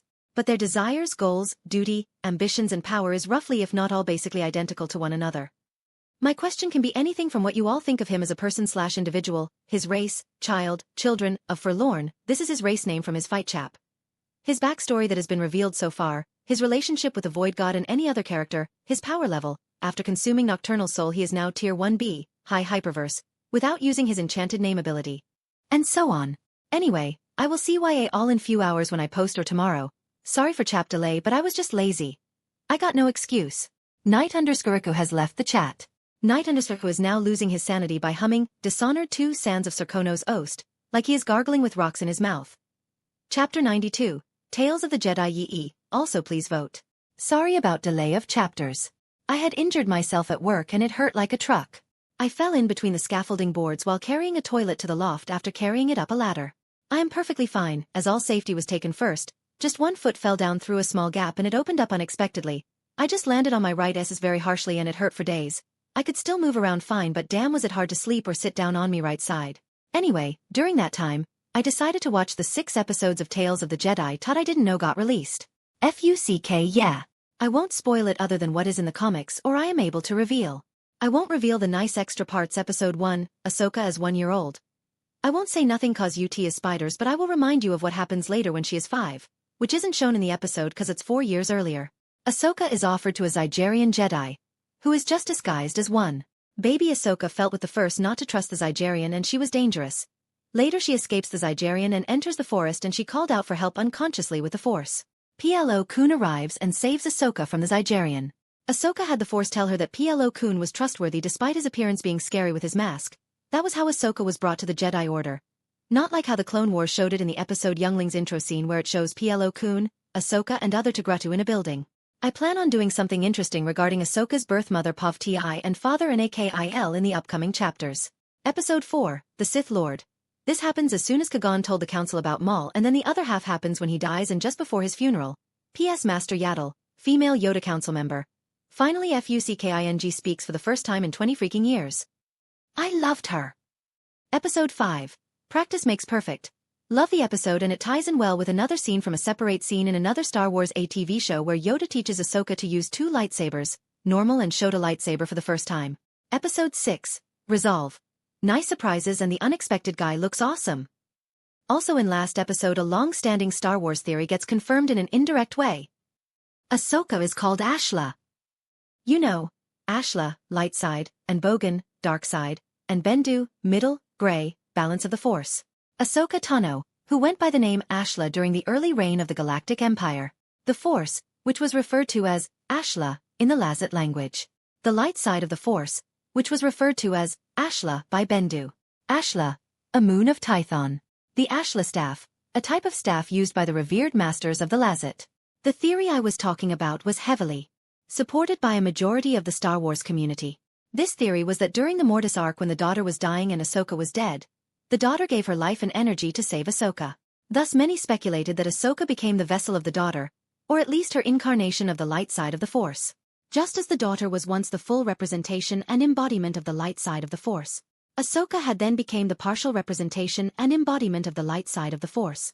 This had been hinted at for a long time with the daughter's spirit guide Morai always being close to Ahsoka, even to the point of going into the world between worlds which only the Force gods, the portal guardian wolves and the user of the world between worlds can enter, Ezra at the time.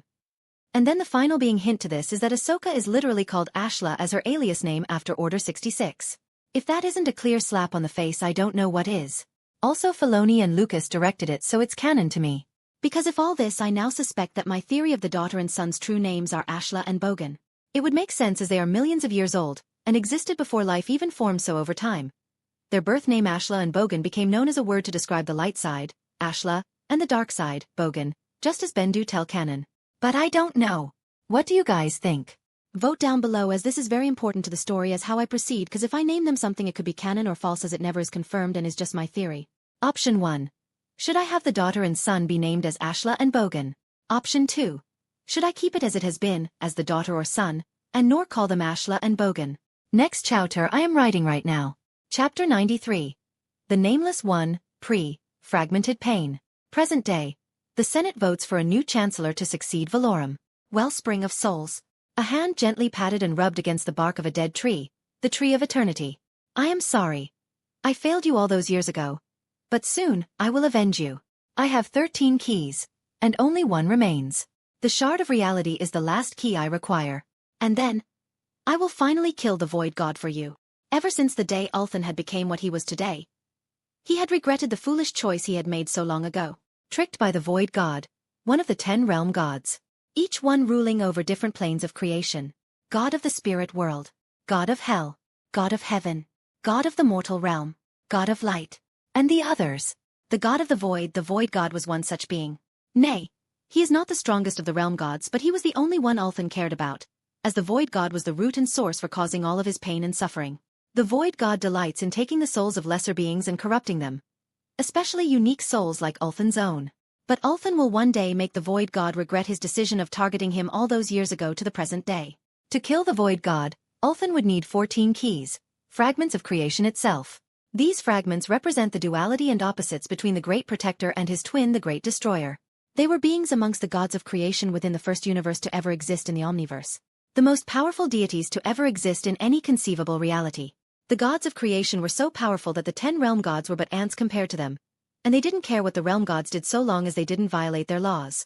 Ulthan had defeated the Void God many times in the past, but they were just his vessels, weak husks and host bodies the Void God would use as he couldn't leave his domain, the Void Realm.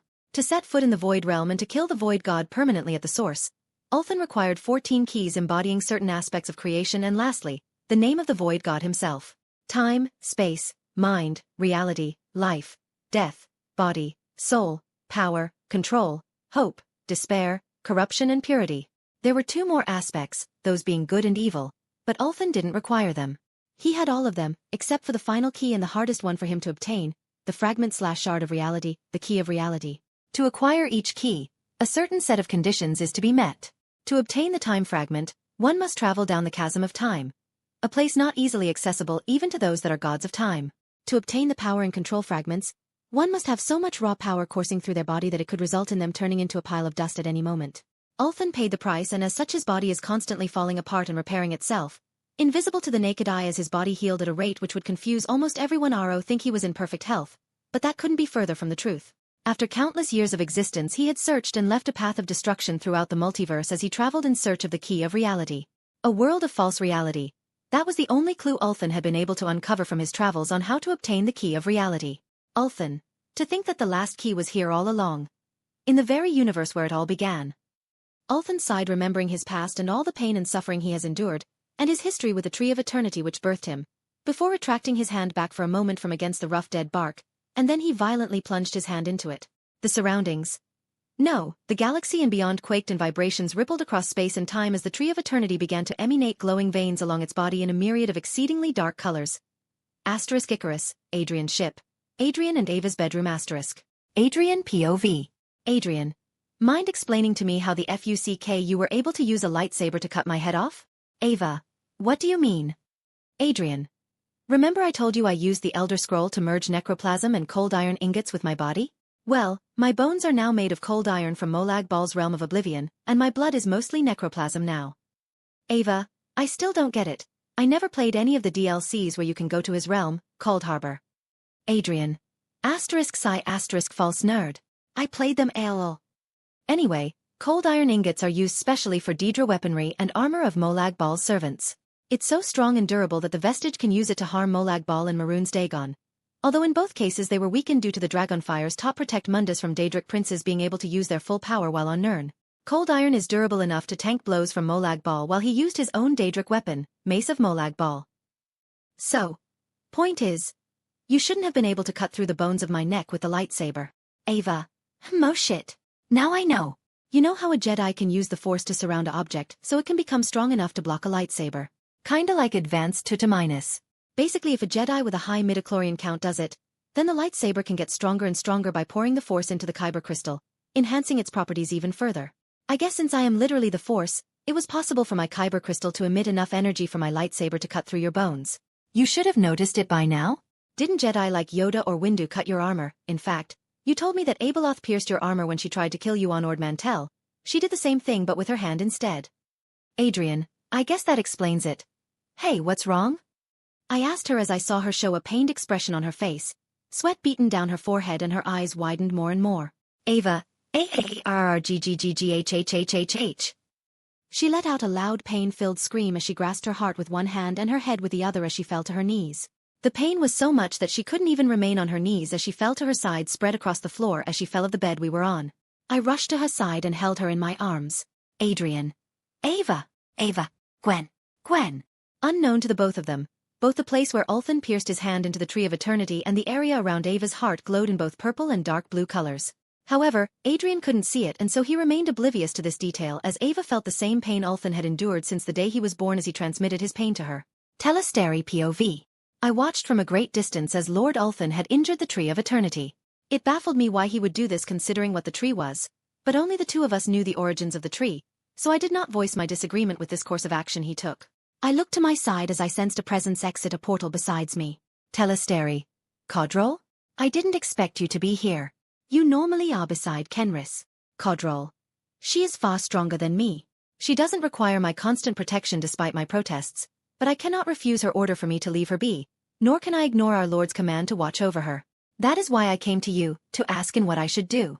Should I obey our Lord first and foremost, or to my charge's command? I pondered for a moment before answering. It was a difficult question, but if I told him which to choose now, another similar situation would occur again and he wouldn't learn from this. Codrol was a loyal and obedient servant to Lord Ulthen, but he fails to think for himself when given contradicting orders to fulfill. Codrol. Why is our Lord harming the tree? Telesteri. That is hard to simply answer. I think I may be able to help you to answer your own question. Let me tell you the history of the Tree of Eternity and a very old tale of the Nameless One. Chapter 94. The Nameless One, Part 1. Tales of the Past. Flashback to approximately 30,000 years ago. 30,000 BBY. After the Celestial Rakata War, just before the destruction of the Starforge occurs. Move slave. Lift it. Whack. A skinny and famine-stricken human male with black hair and dark brown eyes had been smacked to the ground by an alien with a strange blaster. Those of the far future would know what these weapons are and the race the alien that carried it was. This alien that had struck the human slave to the ground was a Rakata. The blaster it held was the origins of the future blaster rifles that the galaxy would use after analyzing the Rakata's first designs of such weapons. The Rakata Infinite Empire had risen to power when the Rakata trucked the Killiks into revealing secrets of the Force. With it, the Rakata combined scientific and dark side knowledge to create grand weapons, and chief amongst them was the Starforge, a massive space station which would use dark side energies along with the power of a nearby sun in Oder to create an unlimited number of ships or mechanical constructs of their desire. With it, the Rakata waged a war against their celestial overlords and prevailed as few celestials retreated, hid or fled elsewhere to places unknown. Only a handful of known celestials still remain: the father, the daughter, the son, Ulthan, and the voice of the unknown regions. They enslaved the galaxy and its populace, creating the Rakata Infinite Empire, and the man on the ground who was struggling to carry a large thick wooden timber was one such slave. The man's name is Umar Shabra. Umar lived an ordinary life before his enslavement. He, like so many others, were sent to a world fat from their own homeworld and forced to mine for minerals and harvest fuel sources which the Rakata would use to fuel their ships. Umar was currently amongst the group that had to create scaffolding so that the other slaves, and later himself, would use to reach the lower depths of exposed cave so they could mine later without falling to their death. Unfortunately, many had already died, but Umar was careful. Despite his injuries, he carried on as he had little choice. "What? I said move. Faster, slave. Or I'll cut you tongue out along with your remaining eye." Asterisk. Umar fell to the ground yet again. He dropped the timber and hurried to pick it up, but as the warden said, he only had his left eye remaining since they had pulled out his other one. "Umar, no. Stop." A 20-year-old female with snow-white hair, the same age as Umar, had run from where she saw everything transpire and rushed to his side. The other slaves nearby did nothing but pity the girl and the fate that would befall her. The Rakata soilders saw this and grew wide grins showcasing their twisted evil nature within their souls just waiting to be unleashed. The Rakata warden that hit Umar saw the girl coming and get ready to strike her with the back of his weapon. Umar saw this and reacted as fast as he could. He rose to his feet and grabbed the weapon from the Rakata's hand before Yuti hit her. "Her! How dare you, filth! Grab him. Hold them down. 20 lashes to the both of them." "No. Leave her out of this. I'll take it all." The Rakata, who now held both the girl and Umar restrained, looked to one another at his statement. They looked at each other and their monstrous teeth were on full display. "You will receive 60 lashes. If you fail to take them all, she will receive triple the punishment."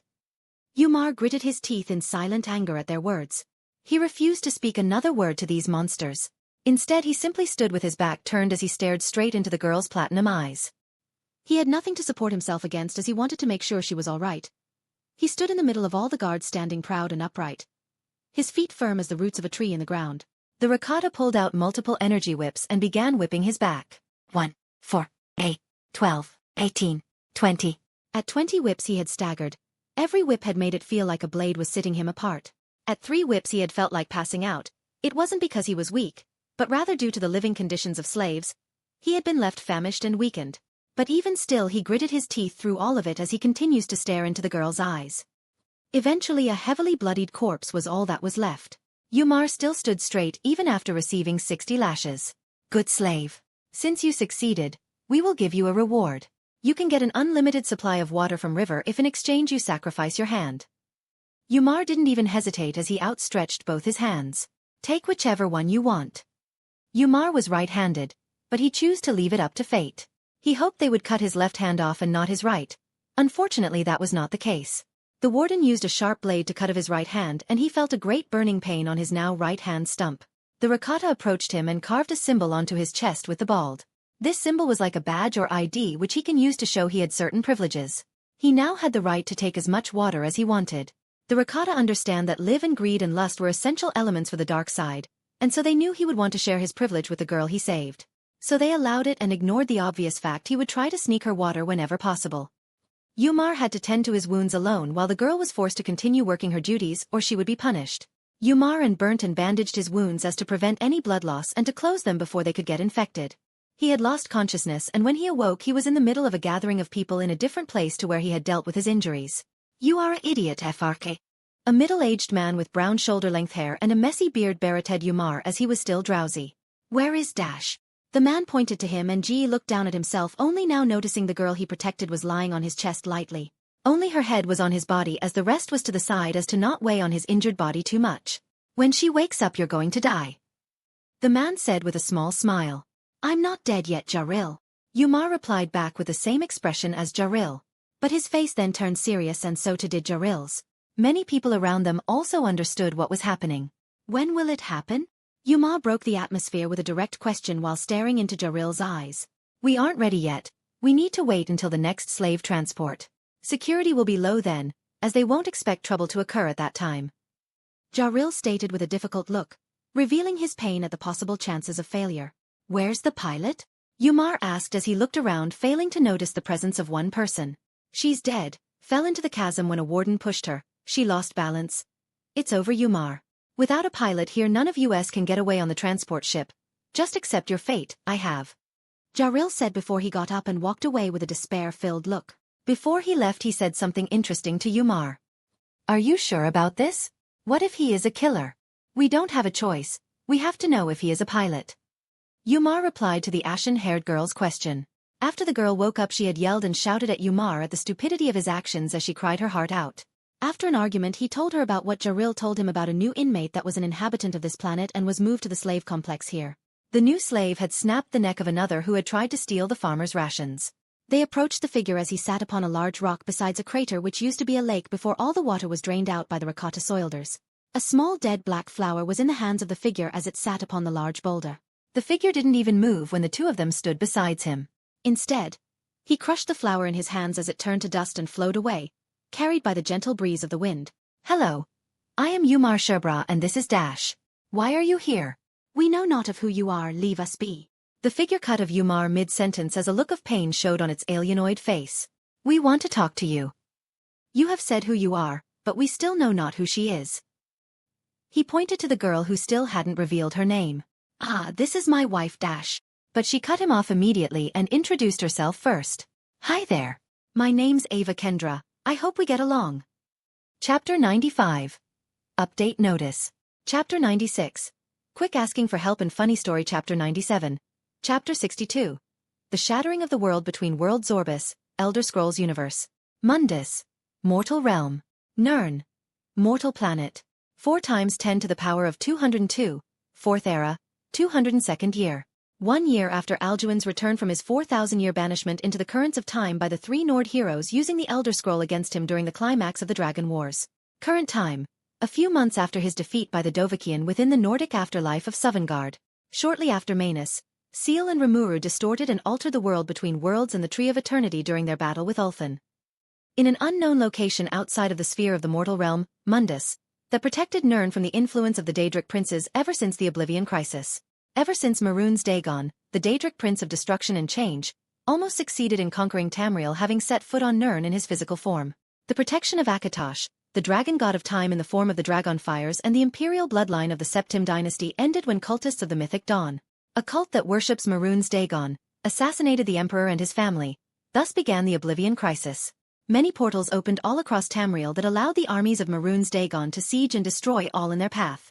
Only the Argonians of Black Marsh had been able to resist the forces of Maroon's Dagon, thanks to their connection to the Hist trees.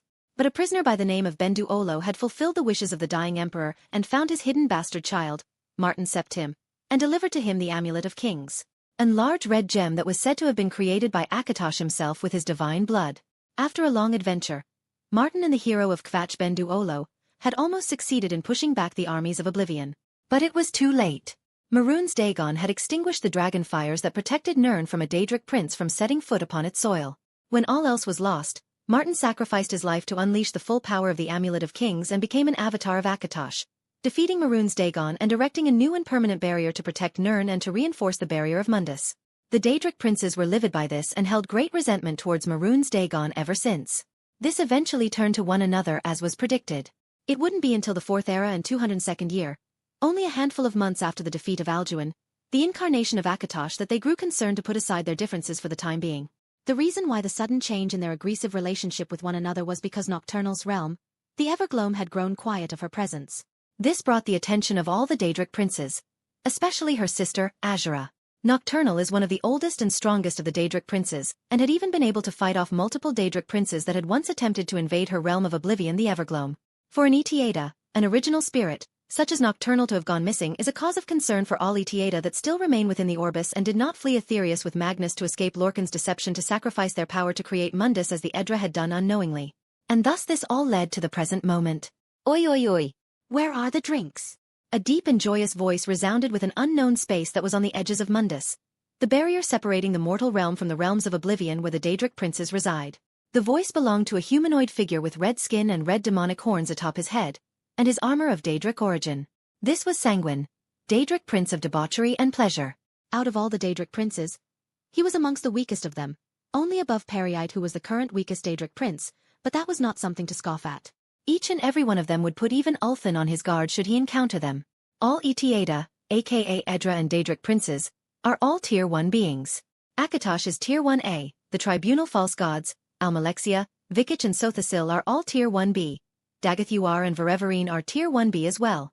Dovahkiin stronger than Nerevarine. Alduin is Tier 1A by default cause he is incarnation of Akatosh. Never underestimate Elder Scrolls universe. Soon more figures trailed behind Sanguine as they left their own respective portals. There were 25 portals/archways in total. 16 were in their own sinister dark colors and designs, while 9 of the archways were filled with a certain divinity and had elegant inscriptions upon them. The second figure to step out of the second of the 16 sinister portals was a female draped in pupil robes of silk. This was Vermina, Daedric Prince of Nightmares and Dreams. Vermina. Is all you think of how to enjoy yourself with woman while drunk? Sanguine. Hey there, Vermina. Come on now, you can't be mad at me after all this time? You should try relaxing, UT would do you wonders. Vermina. I guess you were right. I think I'll enjoy myself in the nightmares I will give you of being devoured alive by namorous spiders. Sanguine's entire body shivered as he remembered the times Vermina had tortured just for the satisfying feeling their dreams gave her through the staff of corruption. Sanguine. Damn, that's scary. Vermina. Then I suggest you don't drink yourself enough to annoy me with your drunkenness. That's if there is any drinks here to begin with. Just then another figure emerged. It was a woman with spider-like legs emerging from her back reminiscent like wings. Sanguine turned to the other occupant of the room that had entered a moment ago. Sanguine. Please, Bothia. Stop them from the insane ideas coming from out of their heads. Bothia. Oh, but of course, I certainly will try, Sanguine dear. Mephala walked over next to Vermina and Namara, and Sanguine overheard her asking if they wanted to plot to give him nightmares with all their combined ideas to provide a truly hellish experience. Smagwin. I beg you. Don't do that. How about we have a drink? Vermina. I would love to cut off your daisuke a million times over. Namara. I could have my children's spiders devour it instead. Sanguine had a cold shiver run down his spine to his little brother. As an original spirit they don't necessarily require a form but prefer to. And Sanguine as a lord of lust wouldn't be able to express that sin onto others if he didn't have the one thing every man values above all else. While he could regrow it easily, it wasn't something one would like to experience at all. Sanguine, please ladies. Let's all stop and relax for a moment. Barbas. At least someone here has the right idea. Clavicus. Shut it, you mutt. As if any one of us would be here unless something has happened to warrant our presence. Barbas. You certainly are taking this seriously for a change. Azura walks in and looks to be in a pitiable state. Sanguine. Oh my. She looks like shit. Malakath. She feels broken. Pereite. No, more like she is sick, but not one of disease but of something that plagues her mind and heart. Herson. I never thought Azura would be one to fall to despair. Molagbal. Good. I relish it, it's what she deserves. Meridia. Silent Stonefire. Your very sight is a desecration to all that lives. Molagbal. Meridia. How did you like my gift to you? I hope you liked it. Meridia. My champion had cleansed my shrine of your necromancer Stonefire. The consequences for crossing me will follow you soon enough. Molagbal. Good luck with that, Meridia. Dagon. I could care less with any of this. Shiagarath. Daggy. My old pal. How you doin'? I haven't seen you since Martin turned into a big dragon god and you went poof back to oblivion. Ah, good times. How long ago was that? Oh yeah, 1,000 years ago. Interesting times that was. Dagon. Silence. Did you think I would forget? You will pay for what you have done. Shiagarath. No need to get so angry, old Daggy. That reminds me of something. Your dagger still hasn't been repaired, has it? Dagon. Enough of this. I will end you myself once and for all. Shiagarath. Sorry to say only you can't do that. Maybe old Forky could do it. Aw, Forky. My best friend. All the various beings that were now present were the Daedric princes of the many realms of oblivion. Azura, Daedric Prince of Fate. Dawn and Dusk, female. Bothia, Daedric Prince of Deceit and Betrayal, female. Clavicus Vile, Daedric Prince of Power and Wishes, as well as Barbas, the other half of Clavicus Vile, male both. Hermias Mora, Daedric Prince of Knowledge and Secrets, male. Herson, Daedric Prince of the Hunt, male. Malakath, Daedric Prince of Vengeance, male. Maroons Dagon, Daedric Prince of Destruction, male. Mephala, Daedric Prince of Plots, Schemes and Secretary, female. Meridia, Daedric Prince of Infinite Energies, female. Molag Bal, Daedric Prince of Domination, male. Namara, Daedric Prince of Cannibalism, female. Periite, Prince of Pestilence and Tasks, male. Sanguine, Daedric Prince of Debauchery and Lust, male. Sheogorath, Daedric Prince of Madness, male. Vermina, Daedric Prince of Dreams and Nightmares, female. Though, one was missing from their numbers and they all were aware of this when she did not appear after quiet some time had passed. Nocturnal, Daedric Prince of Darkness and Night, female. The other Daedric princes became aware of the absence of Nocturnal and began to quarrel amongst themselves at why she was missing and could Nocturnal be plotting to invade their realms while they present here. As the argument between the Daedric princes continued, the realm where they all reside began to illuminate brightly in a gold light. Moments later, 9 new figures appeared in this realm. At the lead was a large 2-winged and 2-legged dragon made of energy colored as gold flames. The one in the lead was Akatosh, the dragon god of time and the chief deity of the 9 divines that protect the mortal realm Mundus from the Daedra. Behind Akatosh's large figure were 8 others of similar divine energies. Arche, god of the cycle of life and death. Debella, goddess of beauty and love. Julianos, god of wisdom and logic. Kinnereth, goddess of air, wind, sky and the elements. A.K.A. Kine, the goddess of nature. Mara, goddess of love. Stender, god of compassion, mercy, justice, charity, luck, and righteous rule by might and merciful forbearance. Talos, hero god of mankind, conqueror god, god of might, honor, state, law, and man and the dragonborn god. Zenithar, god of work and commerce, trader god. The only ones not present were Nocturnal, which the Daedric princes would no doubt inquire about, and the other was the long-forgotten Daedric prince of order, Jigalag. Akatosh in his large draconic body that was of a height at 6 meters. Naturally he could make it as large as a planet much like how the other Etiada present could, but naturally they didn't. Instead they were all of at least 2 or 3 meters roughly on average. Only Periite and Hermias Mora were of 4 meters or more. Akatosh. Restrain and calm yourselves. We are all here to discuss an important matter and should begin before any more distractions can interrupt us.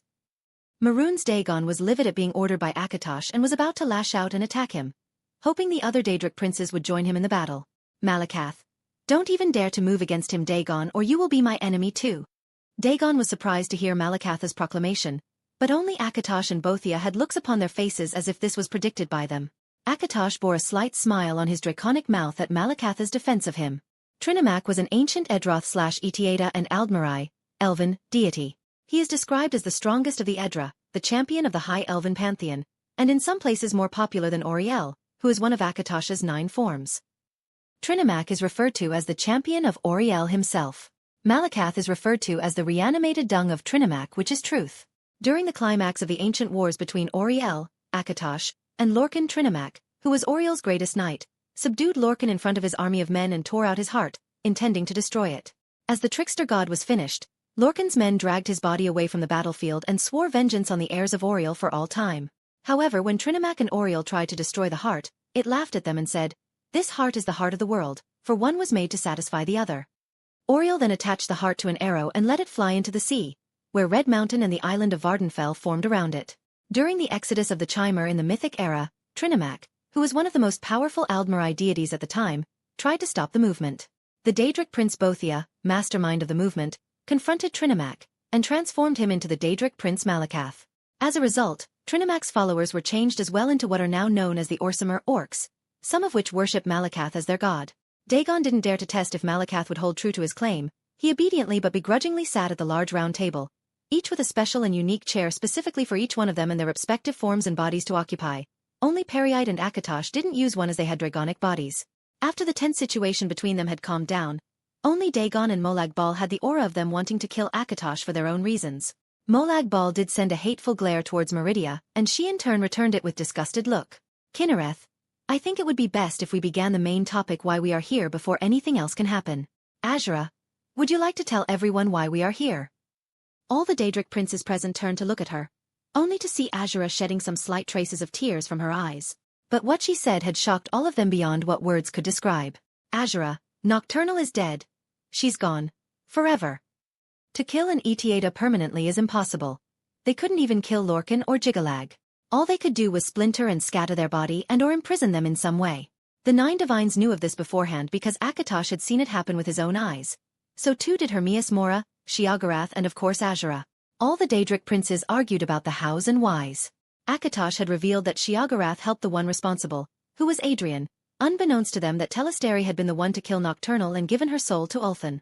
Azura turned to Sheogorath in rage and tried to attack him, but Sheogorath mocked her with his words. Sheogorath. That thing he gave me was quite powerful, but not as strong as Forky. Hermias Mora. Enough of your quarreling. Tell us, Akatosh, why are we all here? There must be another reason, no? Akatosh. Yes. The Ohm that killed Nocturnal, with the assistance of Sheogorath, had left the Orbis through a tear in spacetime. Julianos, the rift that the mortal traveled through had opened recently. Bothia. And why should we care about this? Herson. Do you not understand? They want us all to go on a hunt, the greatest hunt to ever occur. Dagon. Shut it with your delusional desire for killing mindless creatures. Herson. How dare you insult the honor of the hunt? Talos. Enough. Herson is correct. Kinnereth. We all know of the Godhead, yes? Julianos. We propose that we leave the Orbis and bring all of Mundus and Oblivion into and through this rift. RK. All so that we can escape our eventual non-existence for when the Godhead awakens from his dream. Zenithar. In order to do this, it requires the power of all of us present if we are to bring all of Mundus and your realms of Oblivion with us. Kinnereth. What do you all say to this deal? Do you accept? Clavicus Vile. This had better not be some trick like Lorcan tried on us. Even though you 8 fell for it, I will not be deceived. Barbas. You are too presumptuous, Clav. We'll just go to the rift and see it for ourselves if what they say is true. Mephala. He is right, Clavicus. We all can see if what the Edra claims is true. Sanguine. What choice do we have? Should the Godhead awakens one day, then we all will cease to exist when his dream ends. Molag Bal. I will go first, provided that you, Akatosh, will undo the protection of Mundus you created to prevent us from setting foot on Nirn. Akatosh. I will, but should any of you dash? Sheogorath. We get it, Shoeshine. You can be such a bore sometimes. Maybe bacon? Lamb chop? What is boar meat called anyway? Oh well, I'll call it boar eat from now on. Castle Fokihar. Harkon POV. Harkon had been deep in thought as he stood in front of the shrine of Molag Bal as he thought of his daughter and wife. His wife Valerica had stolen the Elder Scroll he had once possessed and fled off somewhere. He wasn't a fool to believe that she would be dead, not unless he saw her corpse with his own eyes. His current thoughts was searching for the Elder Scroll. He had heard rumors about that was buried at Dim Hollow Crypt, or so said the Journal of the Vigilant of Stender that his vampire subordinates had interrogated. As a safer precaution to prevent any of the vigilants from interfering, he had ordered the extermination of the Hall of the Vigilant, their main base of operations. The Elder Scroll at Dim Hollow Crypt must be the one he had told his daughter Sarana to obtain thousands years ago. As for what happened to her, he couldn't care less. Only the tyranny of the sun. Prophecy mattered to him. Once it was fulfilled, then every vampire in the world would be able to walk in the day as the sun would be blocked out forever. But recently his lord Molag Bal had contacted him and instructed him to prepare his army of vampires. As for what he needed to prepare for, he was unsure, but he did not dare to question his lord. He could only obey. And as such he stood before the shrine/altar of Molag Bal awaiting for his lord to speak to him again, which should be soon as something would happen to the world for a few moments. Or so said Molag Bal. Dovahkiin POV. Alduin, the firstborn of Akatosh and an incarnation of Akatosh himself. Akatosh came to a realization that all things must end, as a result to the eventual passage of flow of time. And as such he created Alduin to be the world eater that would destroy the current world and give birth to the new world. This is the Caplic cycle. But Alduin disrupted this cycle by attempting to conquer and not destroy the world, as was his purpose and the reason he was created. And as such the Dragonborn prophecy came into existence. The Dovahkiin would eventually defeat Alduin within the Nordic afterlife of Sovngarde. But Alduin's soul upon his defeat was taken by Akatosh and wasn't absorbed by me as all the other Dargans I defeated had. After saving the world from being conquered by Alduin, I traveled for some time doing the occasional quest of bounty to pass the time for her boredom. I had grown far too powerful that such weak beings of Nirn could pose little challenge for me. After all, I had slain Alduin, the World Eater, Bane of Kings, firstborn of Akatosh the Dragon God of Time, an incarnation of an Edric god. Although, I had received a notice that the Dawn Guard, a vampire hunting organization, was recruiting.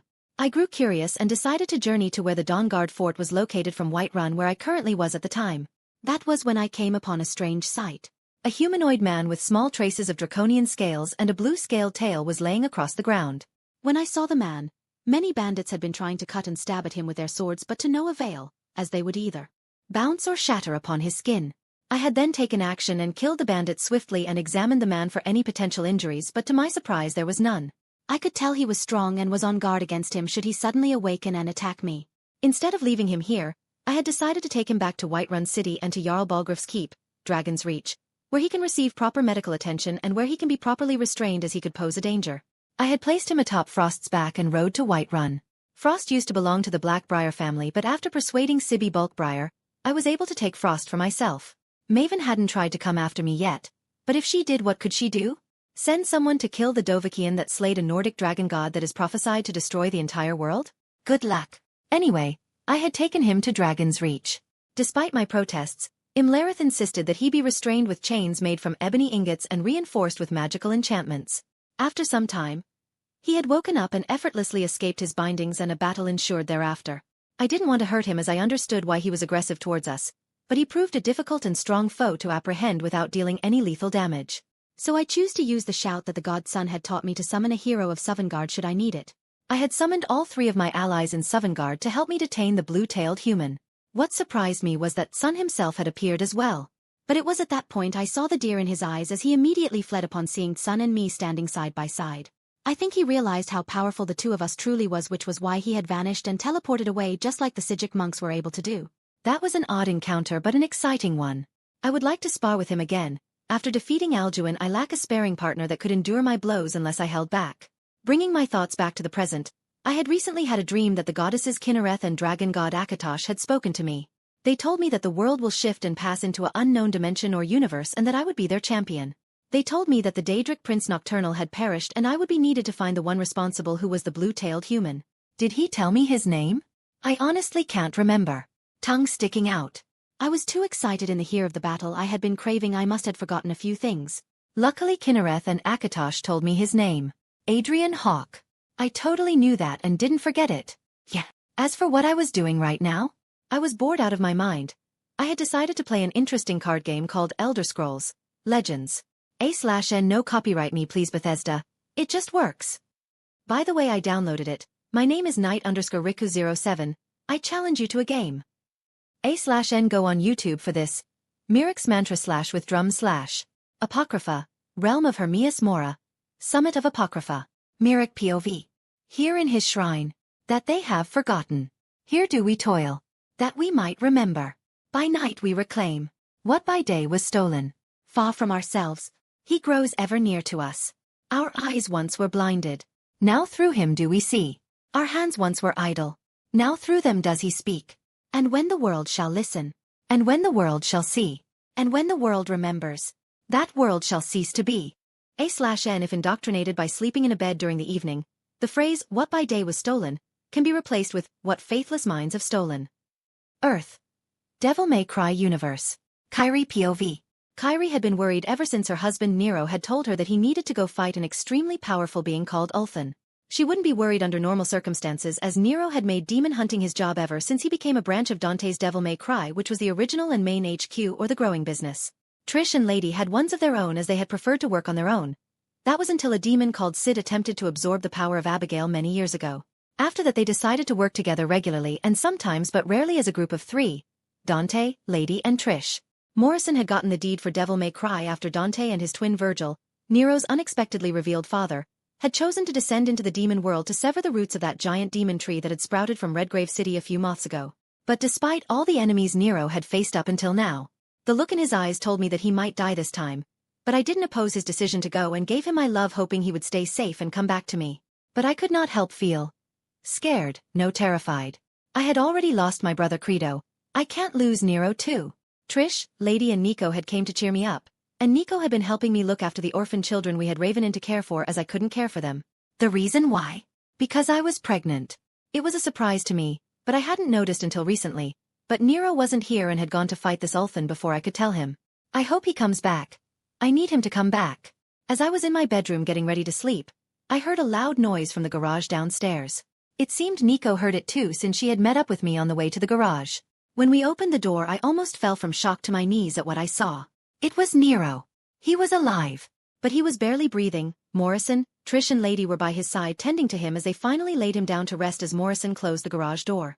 I rushed over to Nero as fast as I could without endangering myself and the child in my belly. Kyrie. What happened? I hysterically said with panic and sadness in my voice as I saw Nero's bloodied body before me. He would be fine as he had told me of his regeneration that can heal even lethal injuries so long as his soul is undamaged. But seeing him like this was unbearable for me to witness. Trish, we don't have time for that. Just know he said he was transported away from the battlefield he was at, and we all had to leave immediately or Olen would be coming after us very soon. Lady, we need to go now. We received coordinates from his ally seal that told us of a space-time rift that can take us away from here and to safety. Nico. What? Why the hell we need to go someplace else? I get it that he is, someone who could hand Nero here on his ass, no offense. Nero groans in annoyance. Nico, but how exactly is he going to find us? We'll just leave and move shop. He can't track us, can he? Trish, while that is what me, Lady and Dante had done in the past, especially when avoiding Mundus from tracking us after his failed attempt to kill Dante and me, this Olen is not to be underestimated. He takes great offense to anyone who challenges him and will come after you two and us just to deliver a message to others not to oppose him. Lady, we are going to be going to a guy named Adrian Hawke that can help keep us safe until Olen is dealt with. After that we can come back here as if we had just left a few moments ago, kinda like time travel. Morrison, well, you all better get going. I don't think I'm going to be any good to you on this one. Besides, I doubt this Olen guy is going to go after an officer like me. I treat you guys more like acquaintances if anything. Besides, if you said it's like time trickvel then you'll only be gone a few moments for me. Good luck. Nico. You jackass. Lady. As if I buy that, maybe I should call Patty. She'll knock some sense through that hat and TI that tick skull of yours. Trish. Whatever you say, if lying will make you feel better not going with us then that's your choice. Soon after that the rest of them, minus Morrison, traveled after quickly packing their things to the coordinates on the device that Manus Seal had given Nero when she had transported him away before Olen had been able to kill him during the battle before. Tree of Life, Well of Souls, Darksiders Universe, Death POV. Wake up, horseman, your time has not come, said a deep old voice. Death, one of the 4 horsemen of Apocalypse, laid on the very ground where he had killed his brother Absalom, the champion of corruption. Death. Crowfather? What happened? Death rose to his feet as he rubbed his head.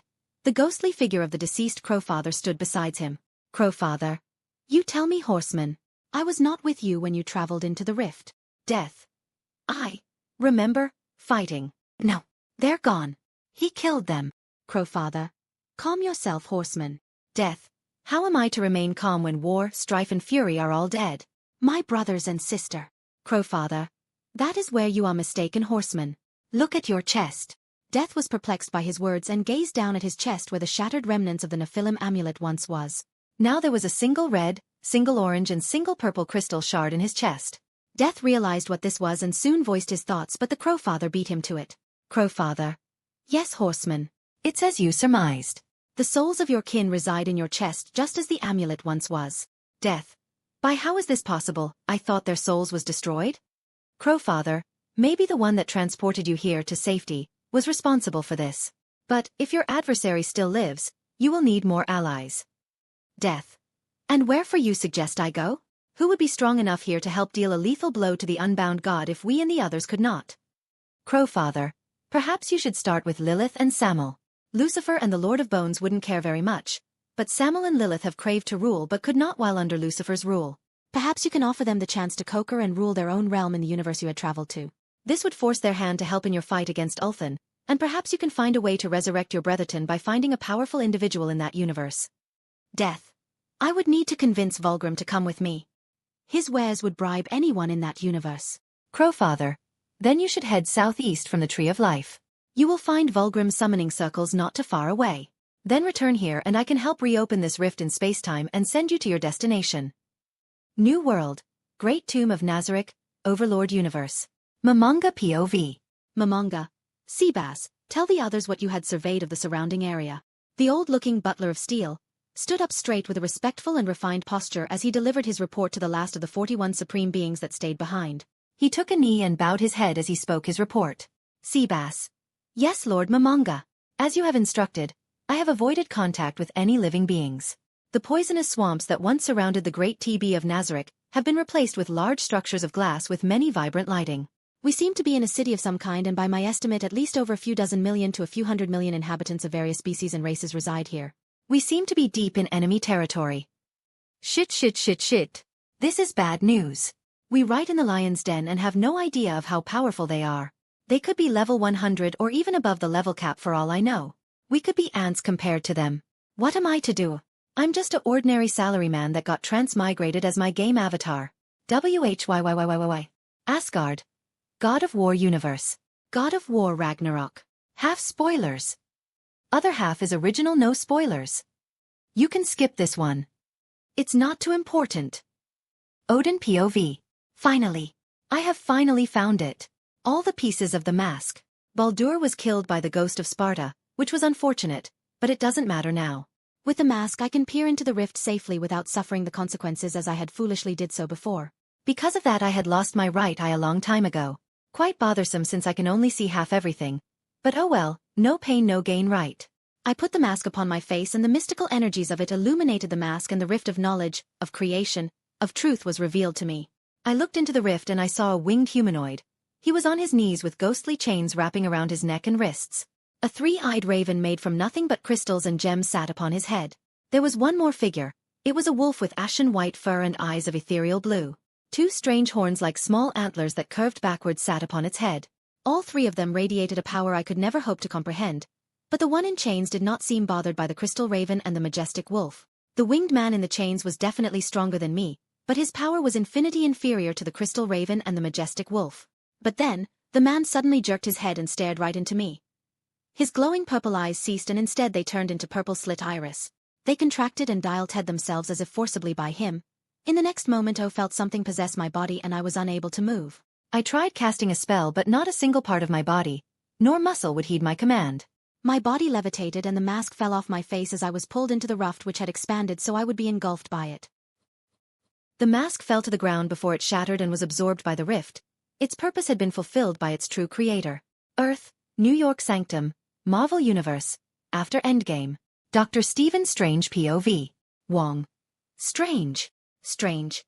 Wong. Wong. It's bad news, Strange. Strange. Tell me setting new. Wong. It's the unbound god. He's back. A portal had opened atop Mount Everest. Strange. Who the heck is that?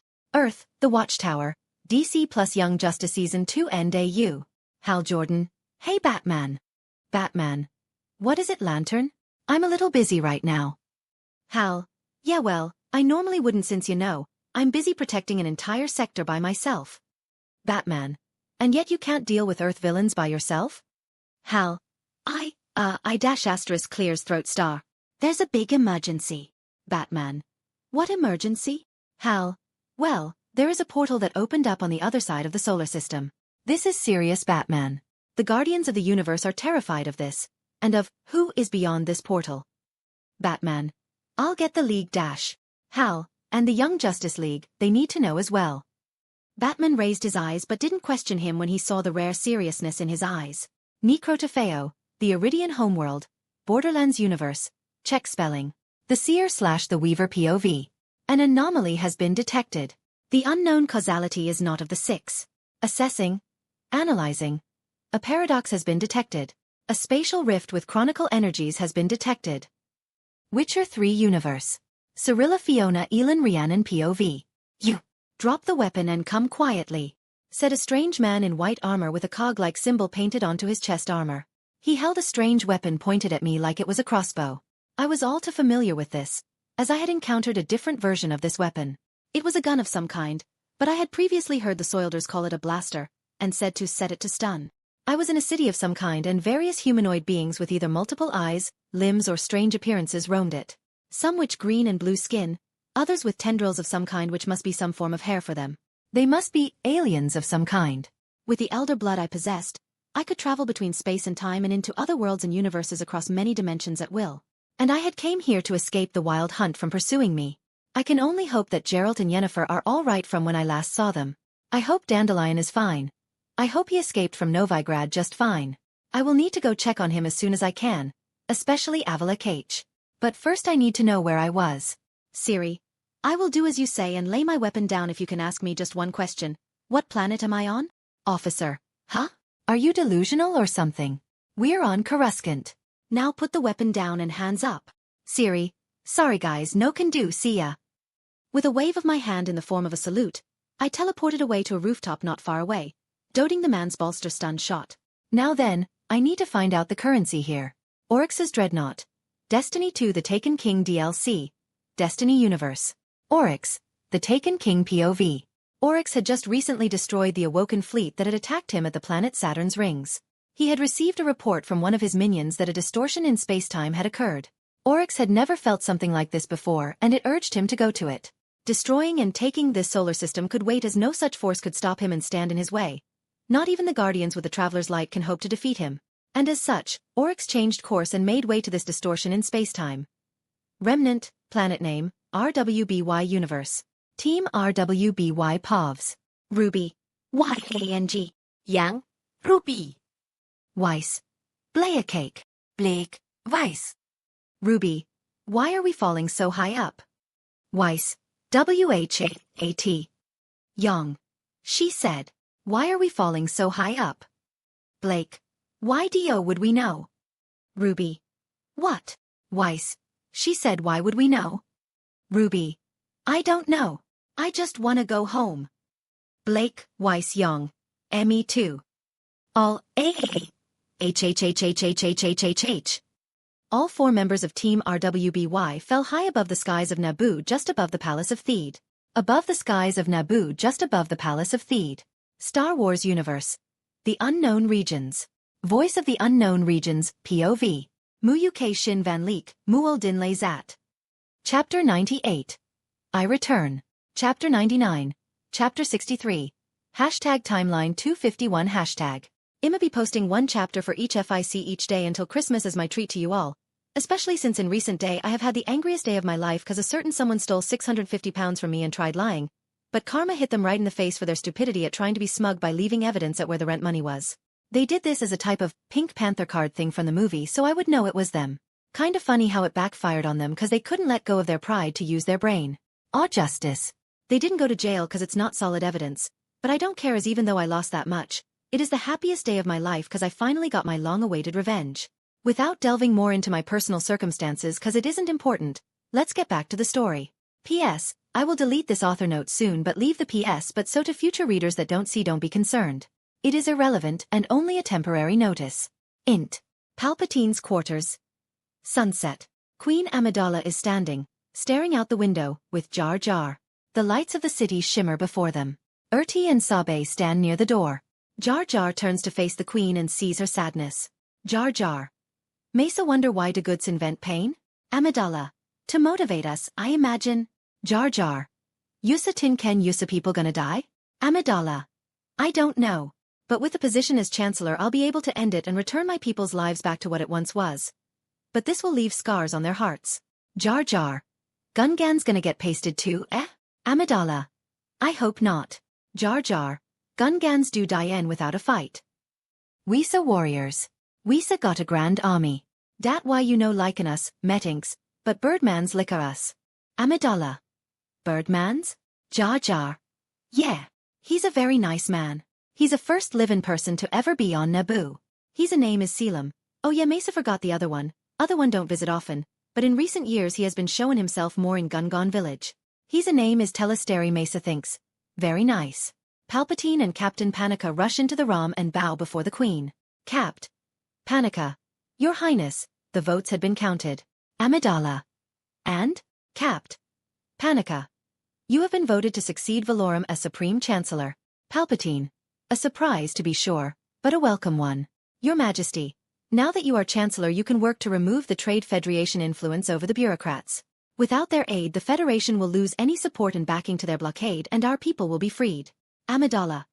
I fear by the time it takes for me to have control of the bureaucrats, Senator, there will be nothing left of our cities, our people, our way of life. Palpatine. I understand your concern, Your Majesty. Unfortunately, the Federation has possession of our planet. The law is in their favor. Even with your new authority, if you were to take action without reason, it can all backfire on us and you would lose your new office just as quickly as you had gotten it. Amidala ponders over his words and weighs all her options available to her. She didn't know what to do in this situation, and it made her feel hopeless. Sabe had always known what to do while acting as Queen Amidala except for a few occasions that overstepped her boundaries of what she could decide for herself. Sabe wished that Padme was here right now so she could ask her, the real queen, what should be done.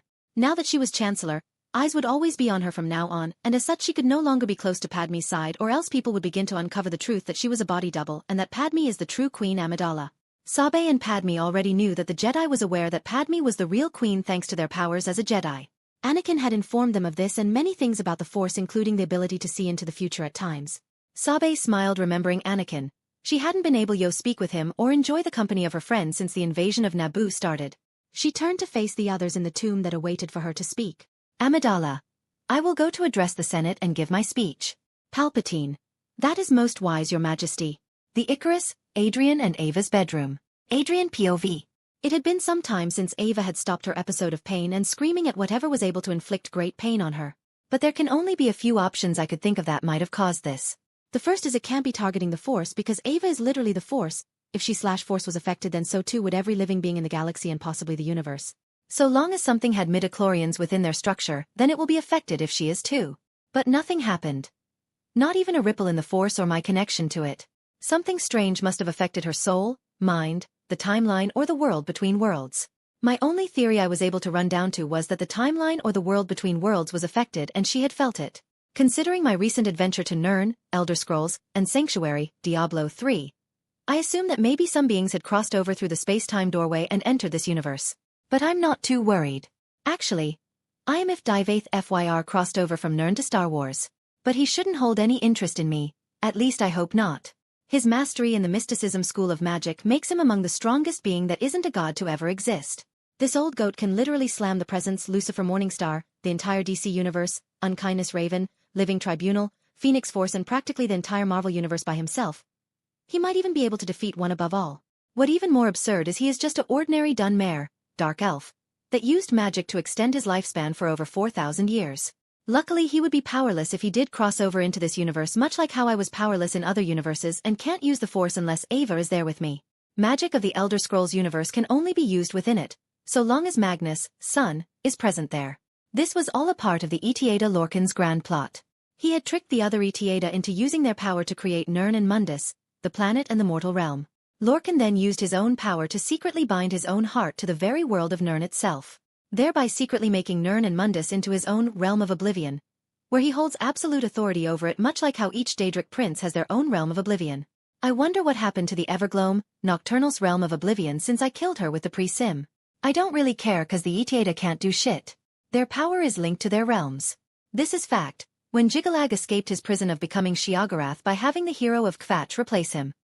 He had lost his power as the Daedric Prince of Order, and as the strongest Daedric Prince.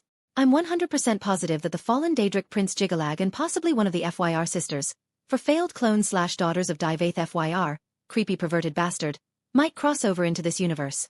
But they would be without their power, so there shouldn't be much to worry about. In fact, I might be able to steal what small fragment of power that Jigalag has. The power of an Etiada, no matter how small, is better than anything in any universe. Etiada are children of the primordials that were created when the Godhead first dreamt his endless dream. As for Sanctuary, Diablo might be pissed at me for escaping him when he tried to claim my soul via the contract when I died back on CC's. He would be much easier to defeat so long as Malthal didn't fuse with the Black Soulstone and the Nephilim actually killed him. Diablos and the other 6 evil souls would be free. But as long as they aren't fused with the Archangel Malthal, I will be good if they decided to teleport in front of me. I still have the soul of Imperius, the Archangel of Valor. I had placed it within my artificial transposing kiln reactor of my ship. A/N forget about this, didn't you? Admit it. Yep, it's the transposing kiln from Dark Souls 3 that Ludleth of Courland, one of the 5 Lords of Cinder, can allow the player to transform boss souls into boss weapons/items and unique spells. But the actual use of it in the description of the lore is as such. The transposing kiln can transpose twisted souls to craft special items with their concentrated essence, deemed forbidden by those unable to make proper use of it. My transposing kiln reactor acted similar to it, except I had modified it with all the knowledge I had possessed. Imperius' soul had slowly been corrupted and reshaped to my desires within it.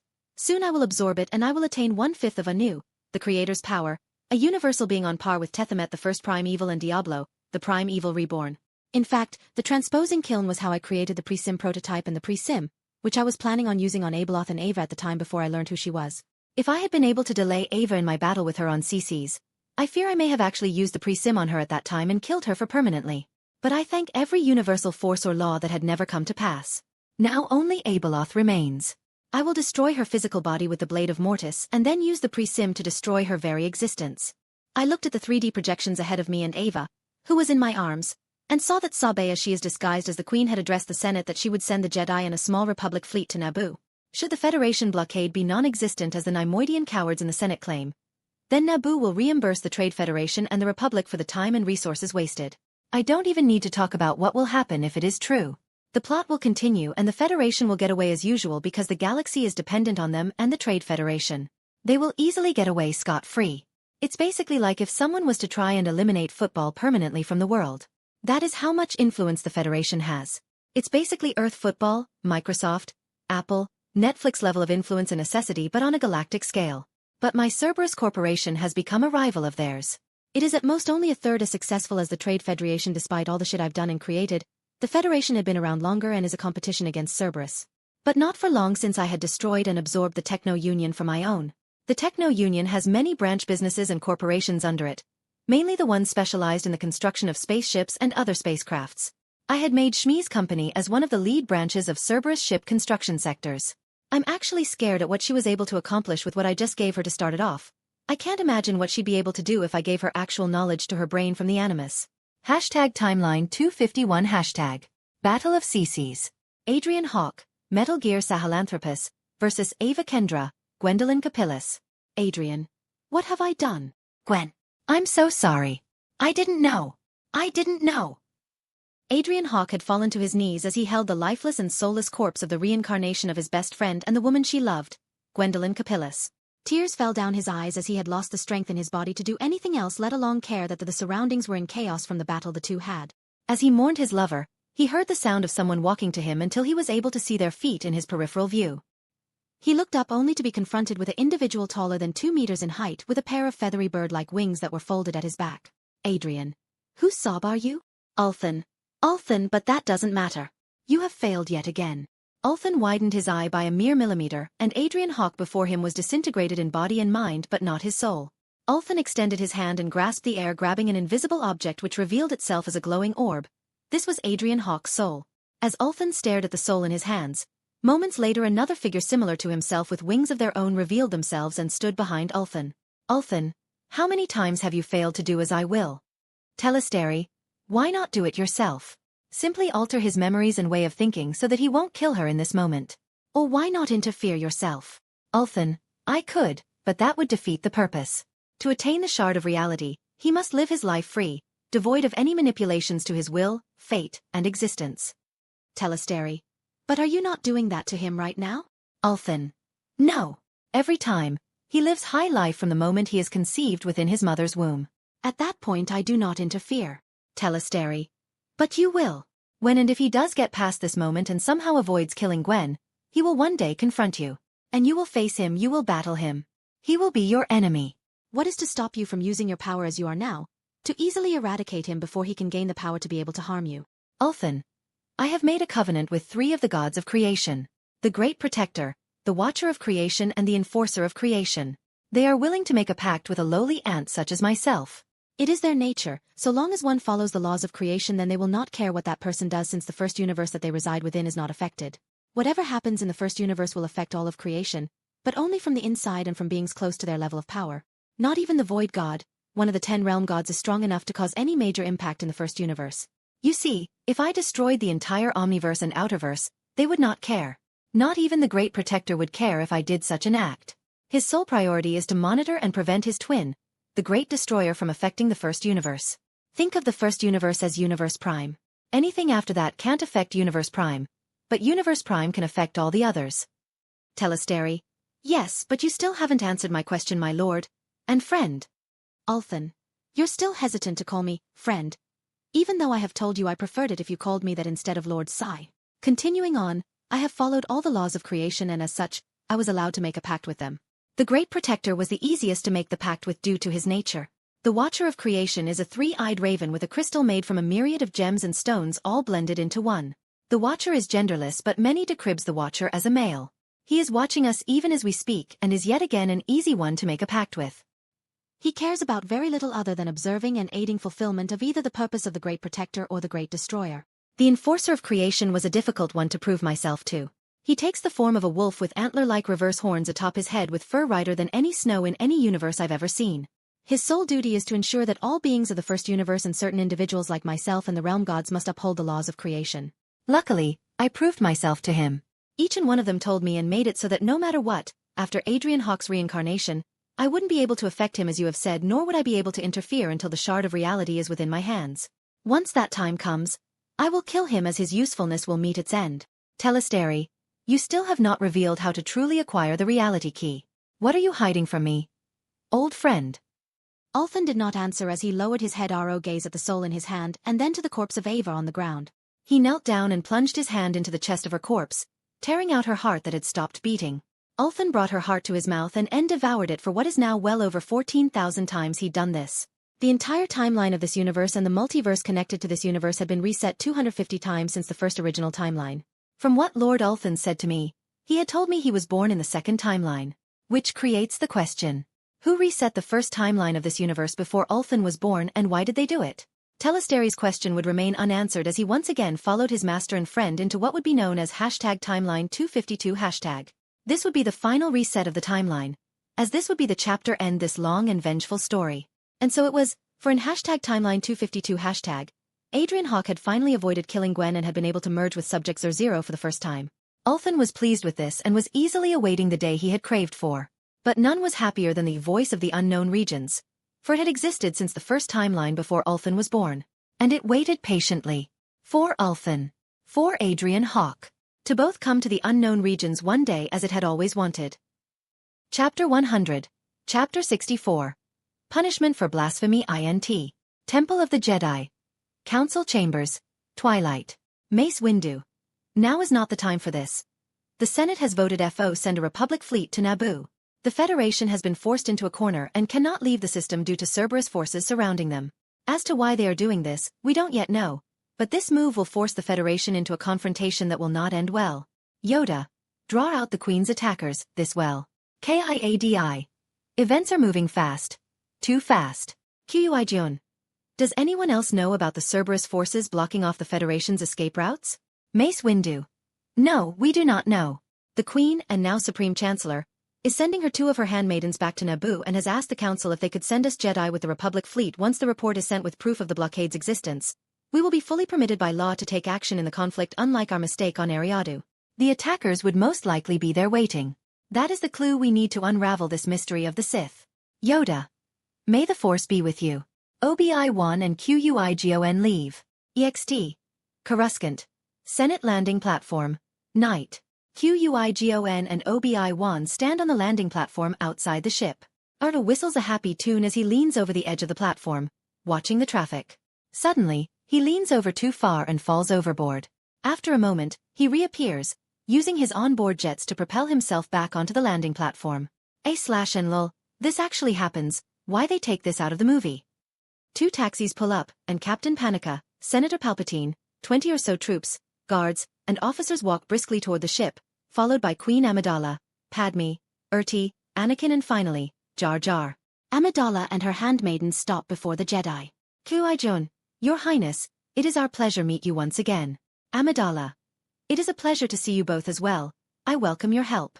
With the Jedi present when the Republic forces witness the blockade firsthand, my people will receive aid and this nightmare can finally be ended. Qui-Gon.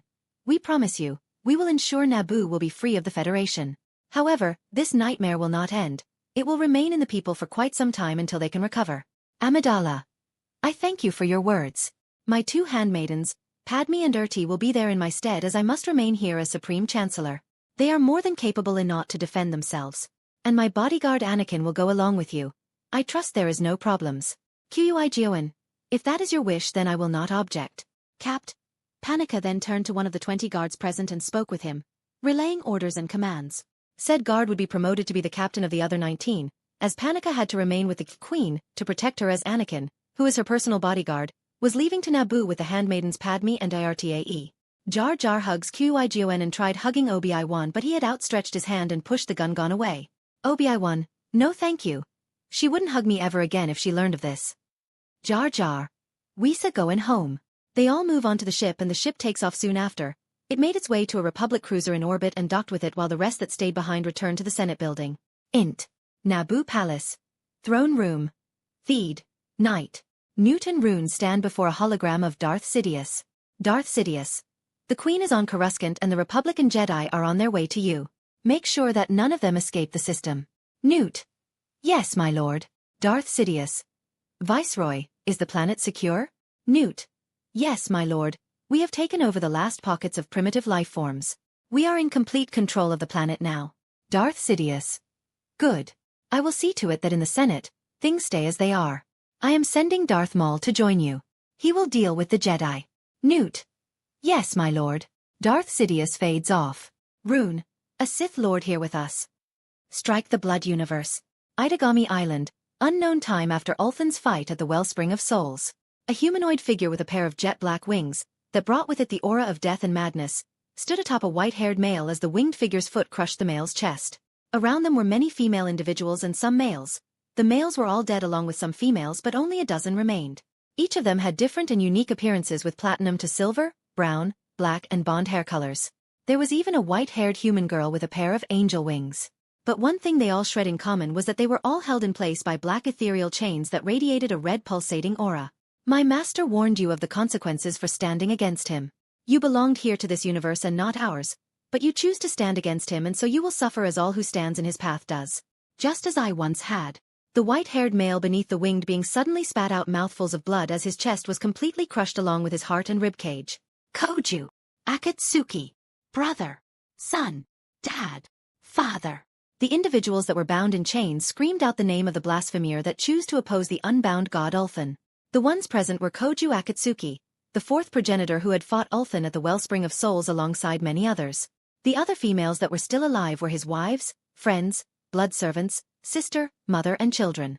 Memori Akatsuki, Nagisa Akatsuki, Yakaina Himuraji, Asagi Aiba, Lafolia Rahavian, Sayaka Kirasaka, Reina Akatsuki, Moegi Akatsuki, Kanon Kanase, Natsuki, Nina Adelard and Yuma Tokoyoji. Among the dead was Astarte, Kiraha Kisaki, Motoki Yaes and many others. There was only one among the living here that did not worry for Akatsuki unlike the others. She was the previous fourth progenitor, Avrora Florestan. She wasn't as worried for him unlike the others because she was aware of the regenerative immortality the fourth progenitor possessed. The winged figure that had killed Akatsuki temporarily could have killed him permanently if he used the certain power of his but chose not to as he wanted to live up to his title as Aramaz, the Breaker of Wills. Aramaz, who should I kill first as punishment for your blasphemous actions in opposing the unbound god? Aramaz walked over his corpse and moved around the girls who were immobile and held in place by the magical black chains. He traced his hand and fingers along the faces and bodies of all the girls present until coming face to face with Asagi. He sniffed the locks of her hair as Asagi was petrified with fear as Aramaz's aura washed over her, slowly corrupting and breaking her mind in the process. Aramaz's tongue stretched all the way around her neck like rope and then retracted. As it did, it traced the side of her neck and a cut appeared. In the next instant, blood sprayed from it as if a pipeline had been punctured. She screamed in pain as Aramaz's aura had dialed her pain receptors well past the max so she would feel the pain more intensely. Aramaz was using his power to keep her alive, or else she would have died within the first 6 seconds from all the blood leaving her body. But this had gone on for well over 80 seconds and the blood didn't stop spraying out of her body like a water hose. She had lost well over 30 liters of blood and was still alive. Akatsuki. Stop it. Please. Aramaz stopped what he was doing to Asagi, and her wound magically healed in a single second due to him healing her. She remained conscious because Aramaz was forcing her to stay awake, but she looked like she had died 100 times over as she was slumped in place. Aramaz. Pathetic, it took you this long to beg? Even when I tortured Ulthan. He did not break so easily. Everyone present was shocked by Aramaz's revelation, as they had all been told who Ulthan was by a person called Rimuru and the Wills. Akatsuki. You tortured your master? Aramaz. Haha, it was long ago. Why do you think he calls himself the unbound god? It's because I bound him in chains once and I was his torturer for many hundreds of thousands, maybe even millions or billions of years. I kind of lost count. How I relished every moment, even when he cried and begged me to stop torturing his lover, it brought me great joy. But alas, he did exactly as he had promised that day. He escaped his imprisonment, killed me, resurrected my corpse and made me his slave as he had sworn to do. What baffles me still is how he was even able to escape in the first place. But enough of that. I will make you a deal. I won't kill her or anyone here. But you, on the condition that you give your power as the fourth progenitor back to Avrora Florestan. Akatsuki without hesitation stood up after his hound had been healed and approached Avrora. Without uttering a word, Aramaz. He had done as he asked obediently, as he knew he stood no chance at beating Aramaz when he had defeated them all so effortlessly. Aramaz approached Akatsuki and touched his shoulder. In the next moment his four limbs had turned to ashes and his torso fell to the ground as if he had been born limbless his entire life. Aramaz ignored the screams around him as he walked to Aurora and stared into her eye. Aurora's own eyes widened in horror as if Aramaz had said something to her telepathically. The chains on Aurora had dissolved and her body froze up before it twitched strangely. Aramaz turned and his demonic face revealed a devilish smile. Aramaz, I said I would not kill anyone here, but I never said anything about her. Aurora Florestan, would you like to make me a scarf and a robe made from their corpses? Aurora. Yes, my love. Aurora spoke in a lifeless voice, but everyone present could tell it wasn't the real her as her emotions surfaced and water dripped from her eyes down her face as she approached the others. Aramaz watched in joy as Aurora slaughtered everyone present in numerous ways, whether burning them to ashes or electrocution, draining their blood with her vampire teeth, tearing the skin from their bodies or slowly torturing them. By the end of it all only Nina Adelard and Canon Canase were among the living as Aramaz chose not to kill them. Aurora Florestan carried their paralyzed bodies and all three girls had red eyes from all the crying they had done. Aramaz and the three all left through a portal back to Ulthan's realm, the Abyss. Numerous dead remains was all that was left, and as Aramaz wanted, he had yet another robe and scarf, made from many parts of all the corpses, that he added to his collection which he possessed. Chapter 101, Chapter 65, Duel of the Fates Part 1. Int. Republic Cruiser. Flagship. Bridge. Space. Padme, the real Queen of Naboo and now elected a Supreme Chancellor, carries a heavy burden on her shoulders for a young girl of her age. Sabe, her loyal friend and bodyguard, had gone along with Captain Panika, Obi-Wan, Qui-Gon and Anakin along with a dozen guards to infiltrate and capture Newt Gunray in order to end this conflict before it could escalate any further than it already has. Padme, still being the young, innocent and naive girl she is, had hoped that there would be no bloodshed in this conflict. But that was her own personal inner demon she had tried to fight against. While she had trained in combat partially, she had yet to take a life which frightened her a little. But as the sole and ruling monarch of Naboo, and now as Supreme Chancellor of the Republic Grand Senate, she had to think about those under her, those that her decisions and actions made with the authority of her new office had given her.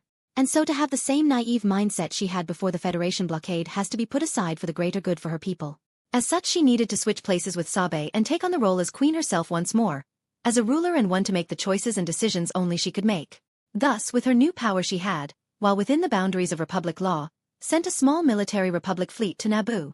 Should the Federation blockade exist, as certain parties of the Senate says, then the outcome will be rather obvious.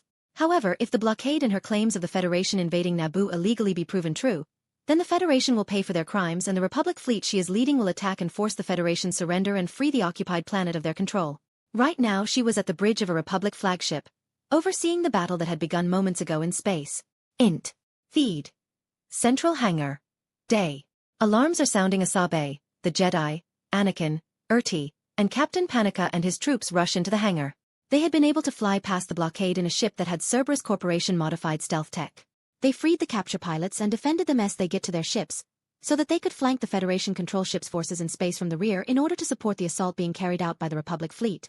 Battle droids begin firing at them as they run for cover. The Jedi and Anakin began deflecting bolts aimed at Sabe, who they had mistakenly been confused to be the queen as she had her makeup and attire on, back onto the battle droids, causing them to explode. Int. Feed. Palace Throne Room. Day. Newt, Rune, and 4 council members watched the plaza battle on a large view screen. Newt. I thought the battle was going to take place far from here. This is too close. Rune. What is going on? Darth Maul enters the throne room. Darth Maul. I told you there was more to this. The Jedi are involved.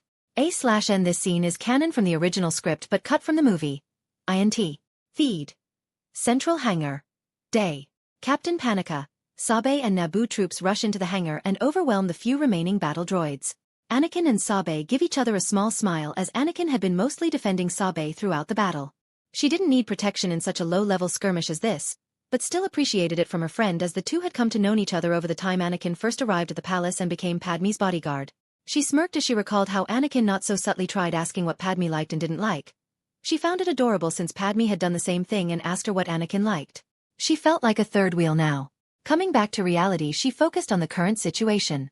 Sabe, Anakin, Obi-Wan, and Qui-Gon join forces with Captain Panika. Sabe. My guess is the Viceroy is in the throne room. She looks to Qui-Gon. Qui-Gon. I agree. They start to head for the exit. As they are about to go through the door, suddenly everyone scatters, revealing Darth Maul standing in the doorway. Captain Panika, Sabe, and the troops back away.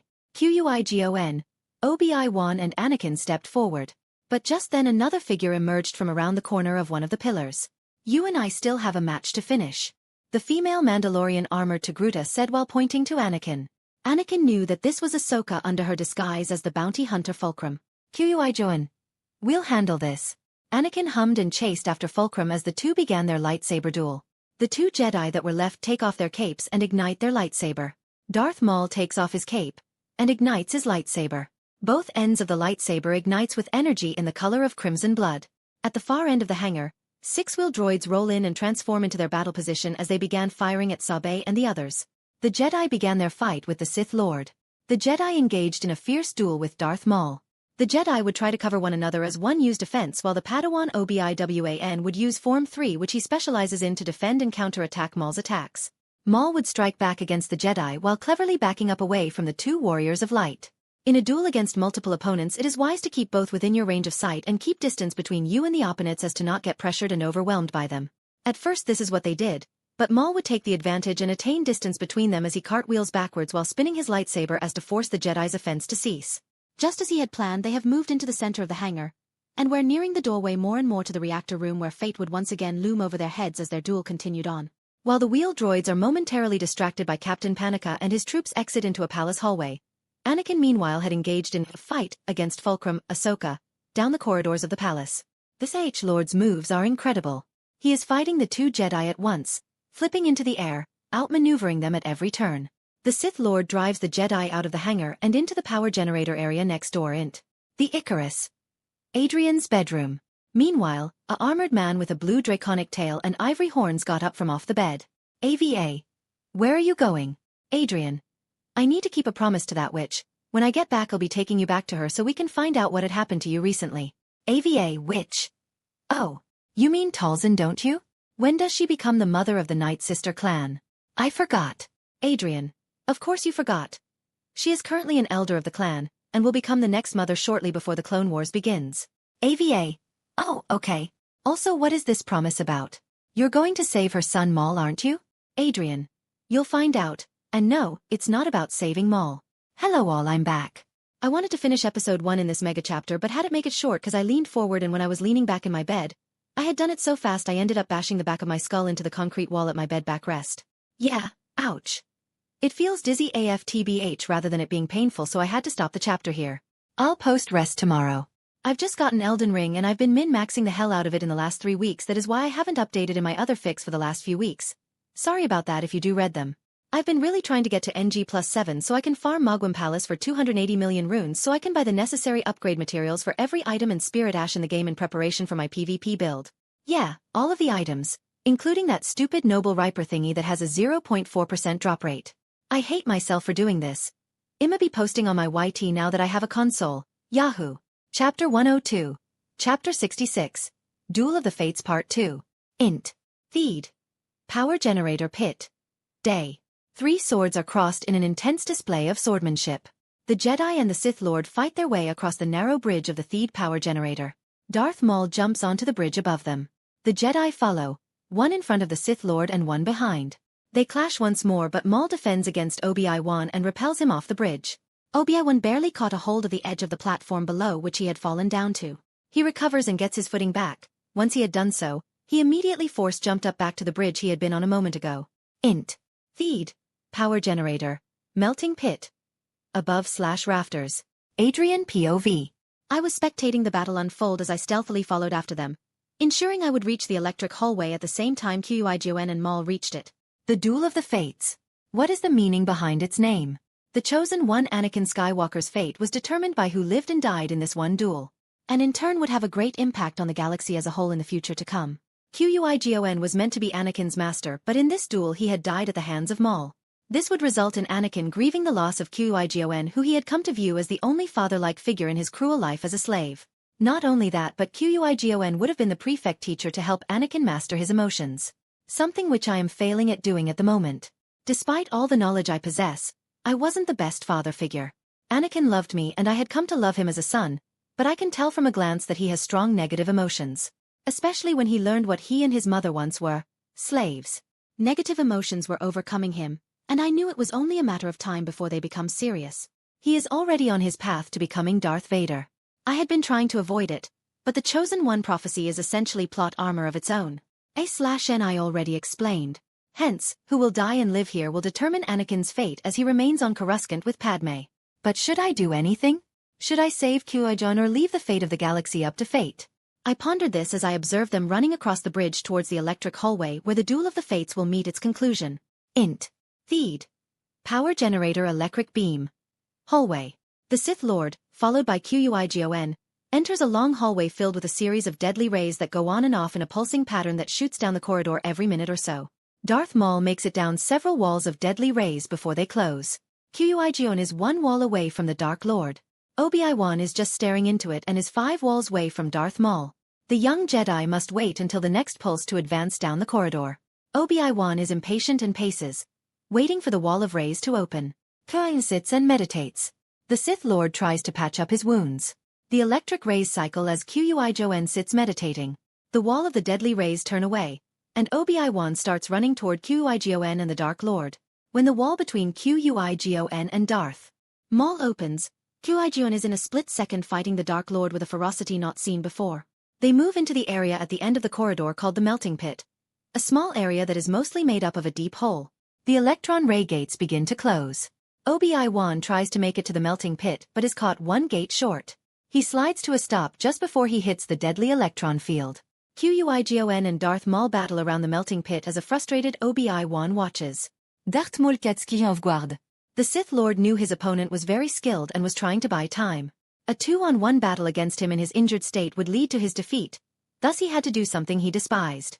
He didn't add to dishonor the Jedi Master whose skill was almost equal to his own, but he had no choice but to use a trick to defeat the Jedi Master. And so Maul parried Qui-Gon's attack and countered it.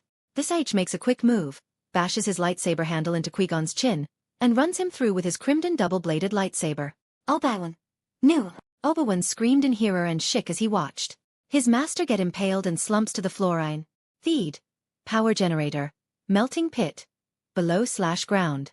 Obi-Wan screams as the pulsing electron gate opens, and the Sith Lord attacks him. The Dark Lord is relentless in his assault on the young Jedi. Obi-Wan and Darth Maul use the Force to fling objects at each other as they fight. Darth Maul seems to have the upper hand as Obi-Wan grows weary having abandoned his greatest weapon, his defensive Form 3.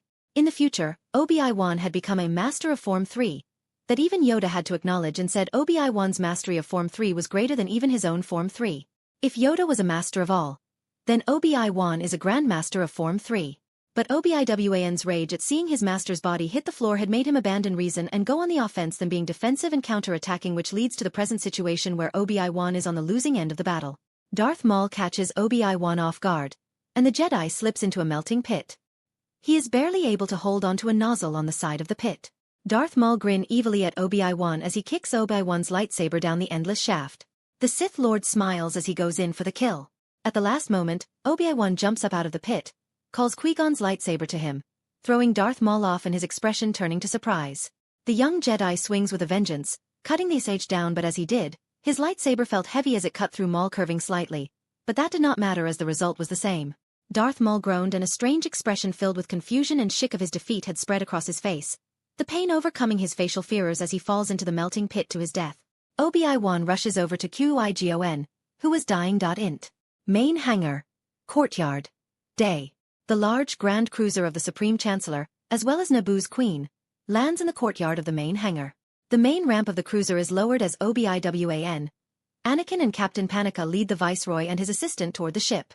The Grand Chancellor and the Queen of Naboo, Padme, Amidala, her handmaiden Sabe, Senator Palpatine and several Republic guards descend the walkway, followed by Wyoday and several other Jedi Masters. The Chancellor Palpatine is greeted by the Queen. A/NQ. Padme. Padme underguises as Queen and hasn't revealed that Padme is the real Queen, and Sabe swaps places with her as of yet. Padme normally is her as handmaiden Padme or as normal guise, while Sabe as Queen will be represented as Amidala. You are brain cells hurt? Good. Now read. Also where my 5-star shameless reviews at. Padme. The day is won. Palpatine. It's good to be home and to see it free as it has always been. The boldness in the decisions you made as Supreme Chancellor has saved our people. Your Majesty. It is you who should be congratulated. Under your leadership you will bring peace and prosperity to the Republic. Q.Padme. Thank you for your words. I will strive to achieve that dream, Senator. Obi-Wan greets Wyoday and the other Jedi as Captain Panika takes the Nimodians onto the cruiser. Captain Panika and 20 troops guard Newt Gunray and Rune Haco. Obi-Wan, Anakin and the Queen, and her handmaidens stand before the Nemoidians. Padme. Now, Viceroy, you are going to have to go back to the Senate and explain all this. Capt. Panika. I think you can kiss your trade franchise goodbye. Int. Turret room. Naboo Palace. Late day. The sun streams into the multi-windowed room at a low angle. It is not quite sunset. Yoda paces before Obi-Wan, who is kneeling in the center of the room. Yoda, confer on you, the level of Jedi Knight the Kussel does. Passed. Have you the final trial of flesh? A/N trial of flesh. 1 of 5 trial a Padawan needs to do to become the next rank, either Knight or Master. Must suffer an injury of sorts from an adversary. Anakin did his when his arm was cut off by Dooku. If his arm wasn't cut off, he still would have passed. He had gotten the scar on his face from Ventress in a comic when he followed a crime case on Coruscant Lower World. Ventress was presumed dead after Anakin presumably killed her in an explosion. Her next appearance is sometime before the Clone Wars. Obi-Wan. Thank you, Master. Yoda. Your Master. How is he recovering? Obi-Wan. He'll live, still jokes when he can and refuses to stay in bed. Yoda. Good to hear, that is. That Qui-Gon's rebellious side hasn't left him. A small smirk crept itself onto the small Grandmaster. However, it had vanished soon afterwards. Yoda. The Queen's bodyguard. Anakin Skywalker Qui-Gon, and you said his name to be? Obi-Wan. Yes, Master, it is. What of him? Yoda. Powerful in the Force is he, just like Ava, but different. A/N the daughter manipulated the records and readings, so they would show false midichlorian count of less than 20,000. Ulthan had altered the mind and memories of anyone that had a slight chance at discerning Ava/Gwen's true power. Only 5 omnipotent beings in the Star Wars universe knew of her true power apart from the Ones, Wills, Abeloth and Ulthan at the time of her birth. These 5 omnipotent beings are the actual true gods of the Star Wars universe. They created it themselves.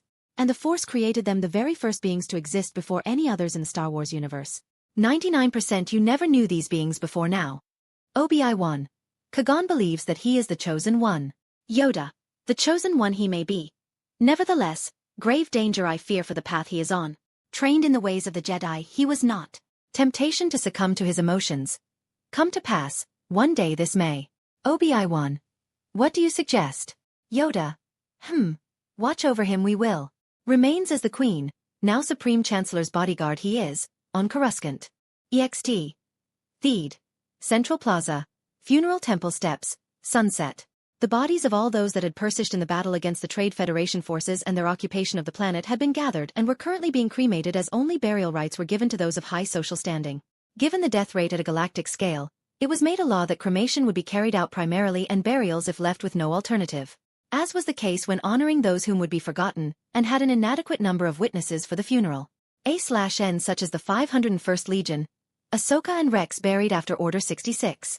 Their bodies goes up in flames as the Jedi Council, the Queen, Padme, Anakin, Sabe, Bibble, Captain Panika, the Handmaidens, and about 100 Naboo troops, 20 other Jedi, Palpatine, Obi-Wan, Qui-Gon, Jar Jar, Boss and SS, and 20 other Gungan warriors watch. There is a drum roll that stops. Doves are released, and the bodies were gone as their ashes were carried by the winds of Naboo. To one side, Mace Windu turns to Wyoday. Mace Windu. There is no doubt. The mysterious warrior was a Sith. Yoda. Always 2 there are. No more, no less. A master and an apprentice. Mace Windu. But which one was destroyed, the master or the apprentice? They give each other a concerned look. EXT. Theed. Central Plaza. Day. Children sing and throw flowers on the passing Gungan soldiers. The crowds cheer. As the battle had been waged up in space between the Republic and Federation fleets, on the ground the real Queen, Sabe, of Naboo had went to the Gungans to beseech them for help in dealing with the droid army on the ground. Sabe had pretended to have revealed herself to be the real Queen, while the false Queen was on the Republic flagship in space. And thus, the majority were still unaware that Padme was the true Queen of Naboo, and now they believed Sabe to be the true Queen. This was Anakin's idea that he had suggested to Padme before leaving Coruscant, and she agreed with his decision. He had not led her astray, and she trusted his opinions and thoughts. There was a grand parade in the Central Plaza. Supreme Chancellor and Queen Amidala, Sabe, stands next to Senator Palpatine, Anakin, Obi-Wan, Qui-Gon, Sio Bibble, Padme and the Jedi Council. Arto stands in front of the Queen's handmaidens and whistles at the parade. Arto, Beebs, great, that suicidal Gungan is coming. Queen Amidala and Palpatine smile at one another in the parade are Boss Nass and his guards, Jar Jar and General CL. The Gungans ride Kadu. Jar Jar being Jar Jar had fallen of his Kadu before everyone but brushed it off, trying to hide what had happened as he now walked properly. They stop before the Queen and walk up the steps to stand by her side. Boss Nass holds up the globe of peace when Queen Amidala had given it to him. Everyone cheers as the day ends in joyous victory of the events and tribulations they had overcame in recent times, together as one people of Naboo. Meanwhile, yeah, Babi, that's what I am talking about. Who else can this be but Adrian Hawke? He had just found Darth Maul's ship the Scimitar. It had been cloaked near a waterfall behind the palace of Theed within a canyon. Adrian had wanted to loot it for himself, but he had another objective as of the moment. So instead he decided to release the Shiva bots from within his armor to hack into, copy, analyze and upload anything and everything on the Scimitar database directly to Kara so that she can use the information for later. As for him, he outstretched his arms and dropped what he was carrying gently down onto a medical table that the Scimitar had. He then hacked into and activated the medical droids of the ship while also disabling the tracking device and the multiple bombs that Sidious had no doubt placed on Maul's ship. This is why the Sith are so few today as they are, but at the same time powerful. The constant betrayal had thinned their numbers but had also made the newer generations stronger. That was how the rule of two had been for the few hundred years, but then the apprentices had been cowards and decided to do a 2 versus 1 against their master, making them weaker rather than stronger. Sidious placed the bus as a failsafe should Maul try to betray him in the future, but I don't need to worry about that. I made it seem like an EMP device had destroyed the bombs and the Scimitar's tech. That way Sidious wouldn't get suspicious of what happened to the Scimitar should he try to investigate. I had planned for every scenario. As for Maul, I had decided to intervene and save Maul by changing Obi-Wan's lightsaber path so it wouldn't kill Maul. I can't take the risk. Not only that, but I didn't save Qui-Gon. I guess the butterfly effect had begun taking a turn in history after all the causes I have made. I can only pray those freaking omnipotent spirits don't notice my existence in this universe. They normally only care about arguing amongst themselves about who created this universe the best, but if I drew their attention I would be as good as dead. But who cares, they won't do shit. They didn't even care when Abeloth broke free of her prison in 44 ABY. After patching up Maul I left him there while leaving a note. I made sure to create a few mechanical hawks from my Shiva bots to keep a perimeter around the Scimitar to notify me should any unexpected developments happen. After that I decided to return back to Ava aboard my ship the Icarus for summer 18 action at long last. Did I forget to say me and Ava are still virgins? Well, not after tonight. Ulthan POV. The Abyss. The Fool's Throne. Telestary. What are you going to do? The spirits will soon take notice of him. Events have changed slightly out of now, but soon they will notice that these events do not match up to the other branch timelines of this universe. Ulthan. It won't matter. Let them. Should they interfere I will deal with them at long last. I had left them be due to them only focusing on their petty squabbling of who is the superior creator of this universe. Once I had feared them when I was weak, but now they pose little threat to me. Telestary. But they are a part of the Force just as you are. The core of you power comes from the Force while they were molded by it. They could affect the Tree of Eternity the moment you go near them. If that happens, Ulthan, they will be dead before they will get the chance. And even if they are fast enough to catch on, my stolen strength does not define what I am capable of. Even as a mortal being I am a match for the Moti's gods. Long before I even breathed the Force into my being. Ah, he has come at long last. As I was conversing with Telestary, a portal opened not too far away from us. I immediately stood up from my throne and flew to the portal a few meters away and stared into it as violent yet calm crackling energies radiated from the doorway that was wide open. Moments later, a humanoid figure of 1.95 meters exited the portal. The figure was draped in tattered cloth as black ichor oozed from underneath the hood and gaps in its dark and dirty full-body cloak. The figure slightly bent forward almost as if it was a hunchback. They carried a long sword in one hand as it dragged across the ground. This long sword the figure carried could transform into its alternative and primary form as an axe, though I had never seen it other than its sword appearance. The long sword had an ebony and ivory handle, a lotus-shaped pommel with an ebony spike protruding from the center. The guard looked simple but had a yang, white half with black dot symbol at its center. Lastly was the blade itself as it was rusted and appeared to have been eaten away by corrosion of some kind. Along the bald there were characters in a language I had once seen, and this only confirmed what I had assumed beforehand. A/N image of sword. Ulthan. It is an honor meet you, second hunter of Solarian. This being that stands before me is one that could simply sneeze and I would be erased from existence. But I wasn't afraid as I knew who this individual was. He was the second brother to 4 siblings, the fourth being the fourth sister.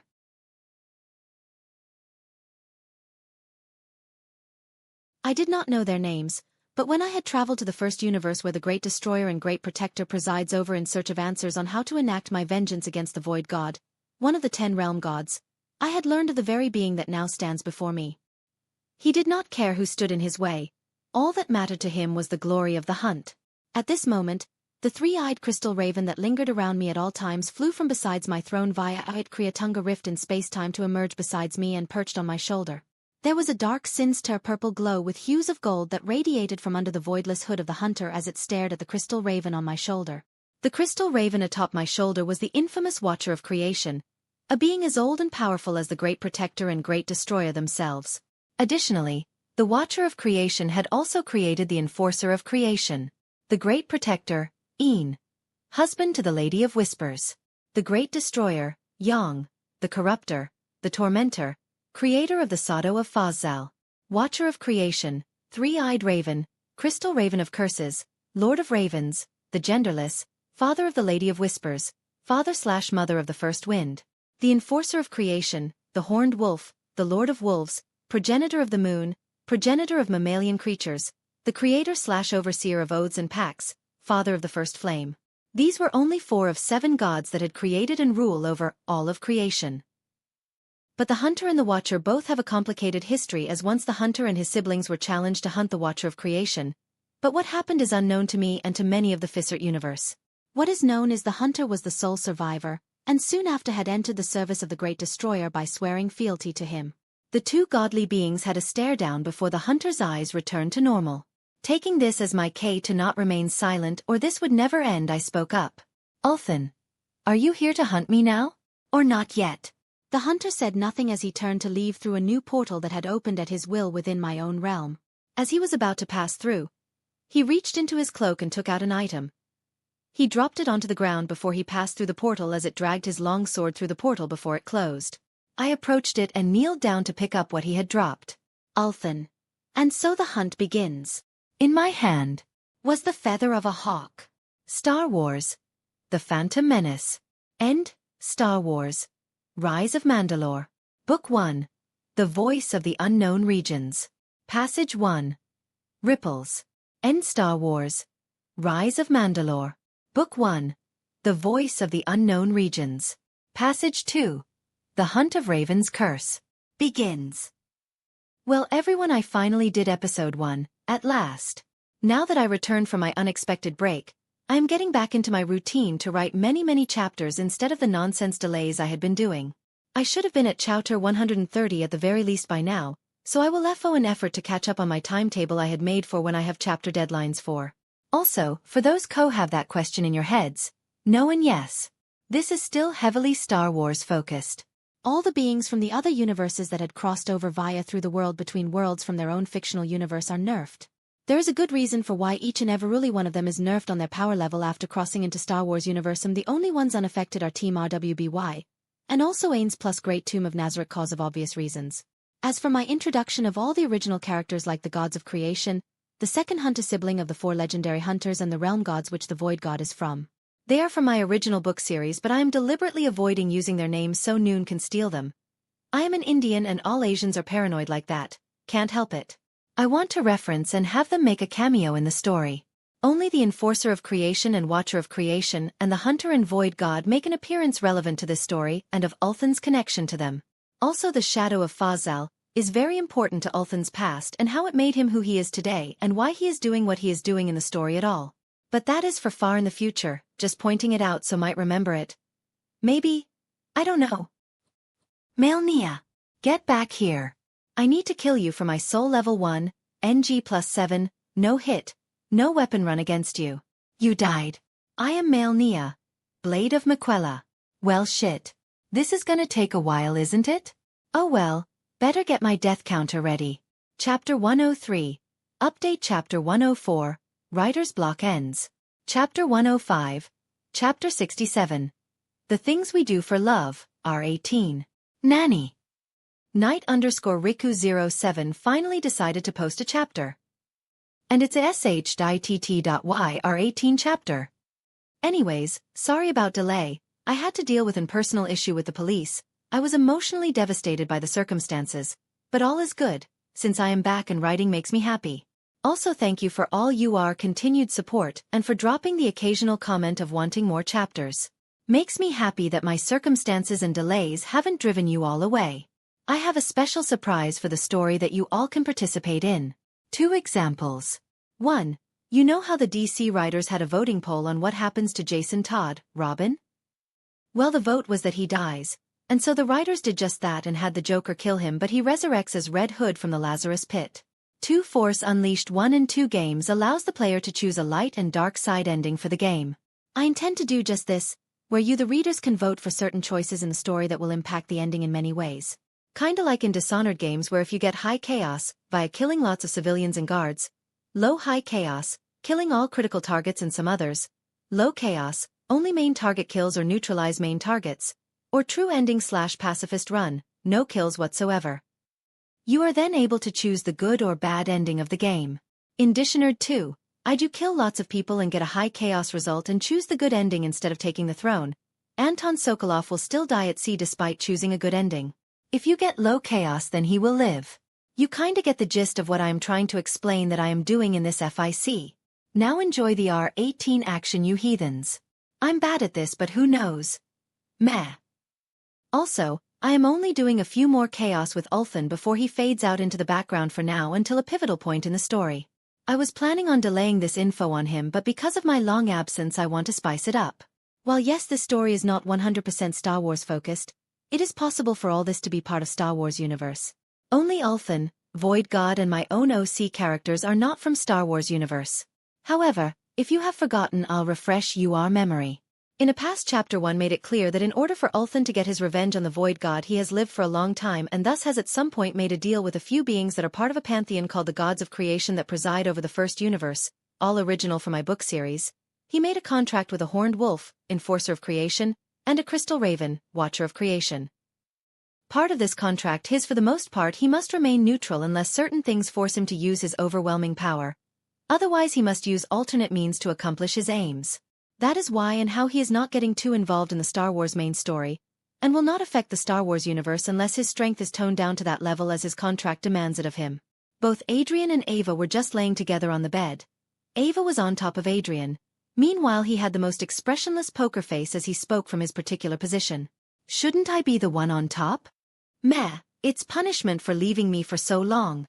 Fair enough, but don't be quick to point fingers when you aren't so innocent either. Eep. She squealed when she felt electricity course throughout her body and shocked her for a brief moment. Adrien swiftly pulled her from up top to down beneath her. Without waiting for her reply, he began kissing her on her naked neck. The suddenness of all this caught her off guard as she accidentally lost control of her composure and unknowingly used the force. Objects all throughout the room were flung right and left as he continued pleasuring her body as she moaned more and more. She had never experienced any of this. Neither has he. The closest they had gotten intimate with one another was a kiss in their past life as they were still young and nervous to begin any kind of relationship. He removed his face from her neck and sucked on her breasts after seeing she was fine with it. Without moving, he looked at her with his eyes as his mouth slightly curled. If he wasn't sucking in her breasts, he would be grinning with what he was about to do. Ahow! What are you doing? Ava could not keep herself together as he could feel his tongue stretch and wrap all the way around her bobby. He removed his mouth to reveal a long outstretched tongue that shrunk back into his mouth to its original length. Have you forgotten that this new body of mine is a hybrid and the culmination of most of my knowledge? That means I can do cool shit like this. Without any warning, he used telekinesis, lifted her up from under him and placed her on top of him once again in a cowgirl position. Hovering in the air above him, he opened his mouth as a cold wind was exhaled and engulfed her body. She felt cold for a moment before she heard a cracking sound of glass. Opening her eyes, she saw that her clothes had been frozen completely. The sounds of cracking grew before her clothes shattered into tens of thousands of ice particles. She was now bare naked, just as B was, hovering above him in the air. Yet again without warning he dropped his hold on her as she fell directly onto his hardened, little brother. She screamed thinking she would be in pain from being pierced through but was surprised as she didn't feel her womb being pierced.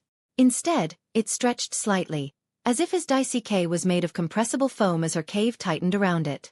What the fuck? was her only thought before she remembered what he said. He must have done some freaky shit with his body. Ava feel his dicey curving up into her sigmoid colon. Both waves of fiery pain and immense ecstasy washed over her. After a while of adjusting, she began to take the initiative and began to slam her well-defined and plump, yet not too large, ass up and down repeatedly, feeling it get easier with each trip downwards. Eventually satisfied with her rectal romp, she looked down at her vagina, and see it is already dripping.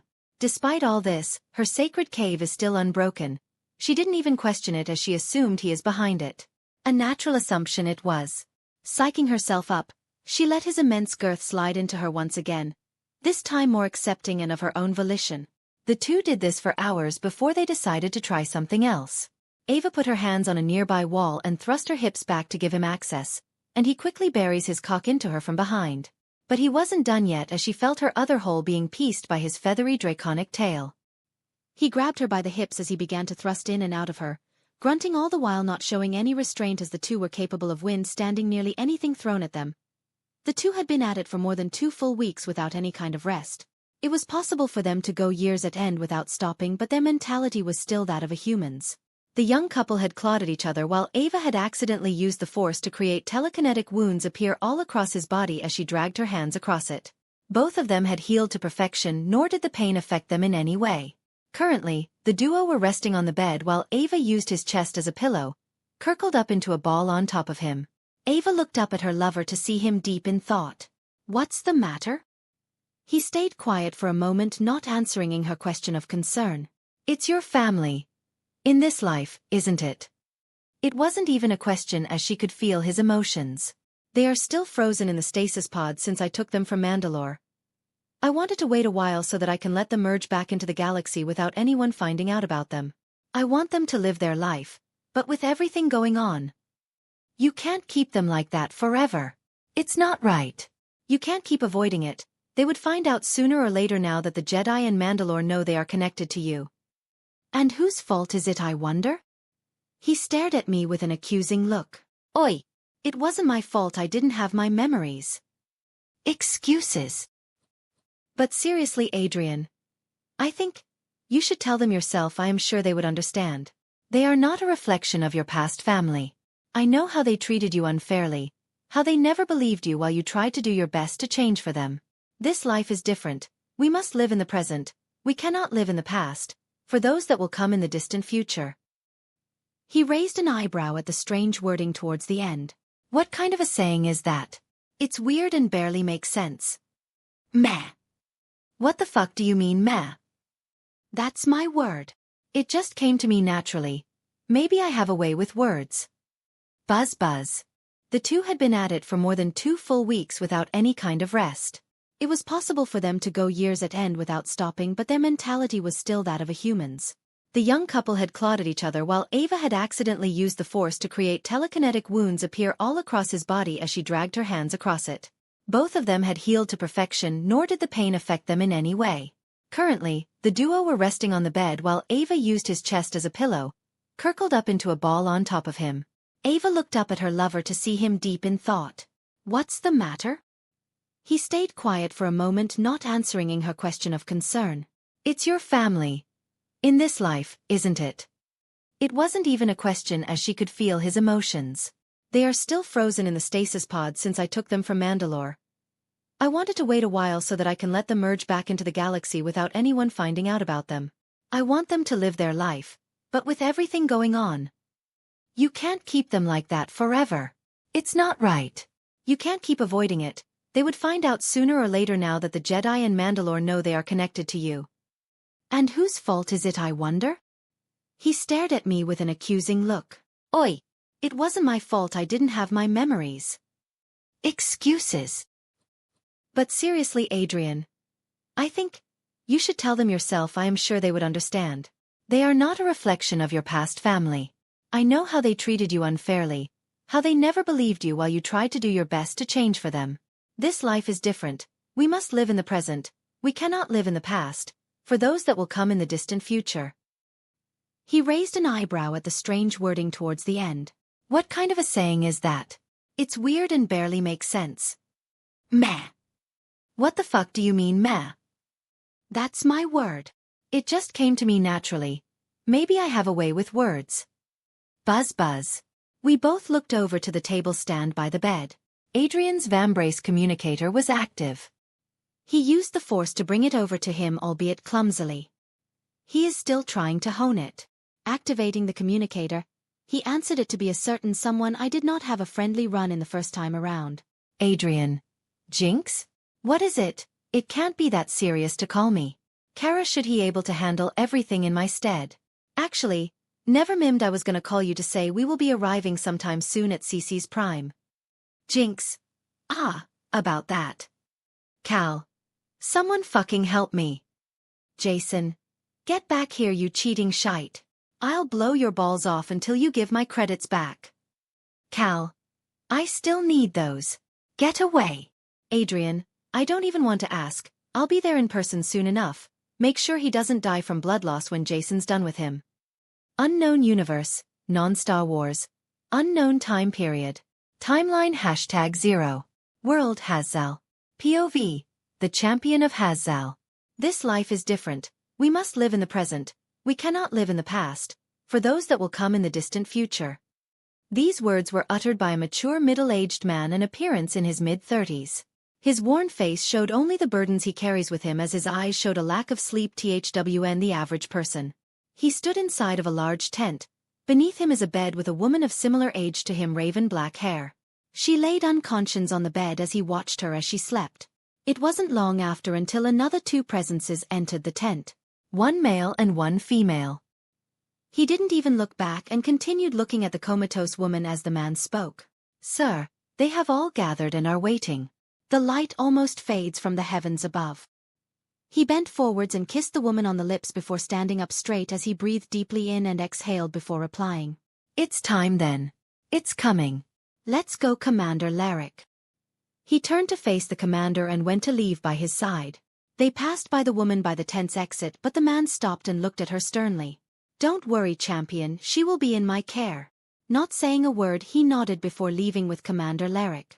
Soon the two found themselves at the armory, where once was racks filled with weapons of all kinds, ranging from swords to spears and bows, were now empty. Many racks had fallen to the ground, as it showed signs of many individuals rushing to pull the weapons from said racks in a panic. Not even a single dagger nor arrow was left behind. The two proceeded past many rows of empty units, racks and boxes until they reached a room unlike all the others. Entering said room, they were greeted by the visage of a well-decorated armor ordained with a cape of black feathers. The armor was not bulky, not magnificent. It was just a unique design and had basic embroidery engraved upon it. And beside it on a table was a sheath that held a fine starite sword of noble design. The champion Ulthan put on the armor with the help of Commander Larrick. Once done, he made his way to the stables where he mounted Grey Horse with a few strands of red hair. The champion sighed in sadness as he gazed upon the red strands of hair on his loyal steed that had been by his side for so long. The strands of red hair was a sign that someone was inflicted with a curse, the curse of Hazal's shadow. Its effects was too terrible that the mere memory of what it does pains him. Let's go, Nudar. One last ride. The horse Nudar nudged as it nuzzled the champion's hand before being mounted by him. The champion rode to the top of a large hill that overlooked the horizon where the light fades from the early day's sky. As far as one could see, an army unlike any other. Hundreds of thousands gathered on a single battlefield. Off in the distance there was a city, nowhere near large enough to be able to house the army of various races that were armed and present. No, this city was a temple, a large silver spire that pointed towards the heavens. Atop said spire was a small crystallized glowing star. The star was called Methuselah, and it was the heart of the world's Hazal, very religion. Once done, he made his way to the stables where he mounted Grey Horse with a few strands of red hair. The champion sighed in sadness as he gazed upon the red strands of hair on his loyal steed that had been by his side for so long. The strands of red hair was a sign that someone was inflicted with a curse, the curse of Hazal's shadow. Its effects was too terrible that the mere memory of what it does pains him. Let's go, Nudar. One last ride. The horse Nudar nudged as it nuzzled the champion's hand before being mounted by him. The champion rode to the top of a large hill that overlooked the horizon where the light fades from the early day's sky. As far as one could see, an army unlike any other. Hundreds of thousands gathered on a single battlefield. Off in the distance there was a city, nowhere near large enough to be able to house the army of various races that were armed and present. No, this city was a temple, A large silver spire that pointed towards the heavens atop said spire was a small crystallized glowing star. The star was called Methuselah, and it was the heart of the world's Hazal, very religion. The Grand Army was here for one purpose and one purpose only. To defend it. The champion saw they were all nervous and scared, and so he rode Nudar forwards until they all noticed him. When the Fist's few saw him, a chain reaction began as they all followed suit, and soon everyone was looking in his direction. Using magic to amplify his voice so that everyone would hear him, he spoke. Do you know who I am? I am a nobody. I am just a mortal man like any of you. I am not an angel, I am not a demon, I am not the devil, I am not a god. I am only human. The only thing that sets us apart is the power I have, which is why I was given the title of Champion of Hazal. For this is my home, and I will defend it. Just like you, I am here, ready to fight side by side along you all. We are about to face our darkest hour. For if we fail, nothing will remain. First its shadow approaches. The shadow of, do you know who I am? I am a nobody. I am just a mortal man like any of you. I am not an angel, I am not a demon, I am not the devil, I am not a god. I am only human. The only thing that sets us apart is the power I have, which is why I was given the title of Champion of Hazal. For this is my home, and I will defend it. Just like you, I am here, ready to fight side by side along you all. We are about to face our darkest hour. For if we fail, nothing will remain. First its shadow approaches. The shadow of Hazal. It has come to take that which we hold dear, the very heart of us all, of our people. Know that if any of you show any cowardice, if I should have to face it alone, then so be it. I will do it alone if need be, for I must not fail. Will not fail. For I have someone I love. Someone who I will not let die. Someone I wish to spend the rest of my life with in peace once this is all over. Do you all not wish the same? Do you want to fail them? Or so you want to protect them? Your wives and husbands, brothers and sisters, sons and daughters, your families, the ones you love. And if you have noon, then for your home. Or will you let this abomination take it from you? Destroy your home. For I choose to protect it. For this is my home. Join me in battle to defend all that we have come to know, all that we are, for your families, for your home, Hazzal. As he finished his speech, one by one they all yelled aloud as they chanted his name. Follow the champion. The hero. Ulthan. Off in the distance, the last remnants of sunlight faded from this world's once hope-filled sky, as only despair and destruction would soon follow. As a large black-red serpentine amorphous creature made its way, like a moth drawn to a flame, towards the Star of Hazal Methuselah. Chapter 106, Announcement. Chapter 107. Notice please read, and chapter for inheritance fixed today.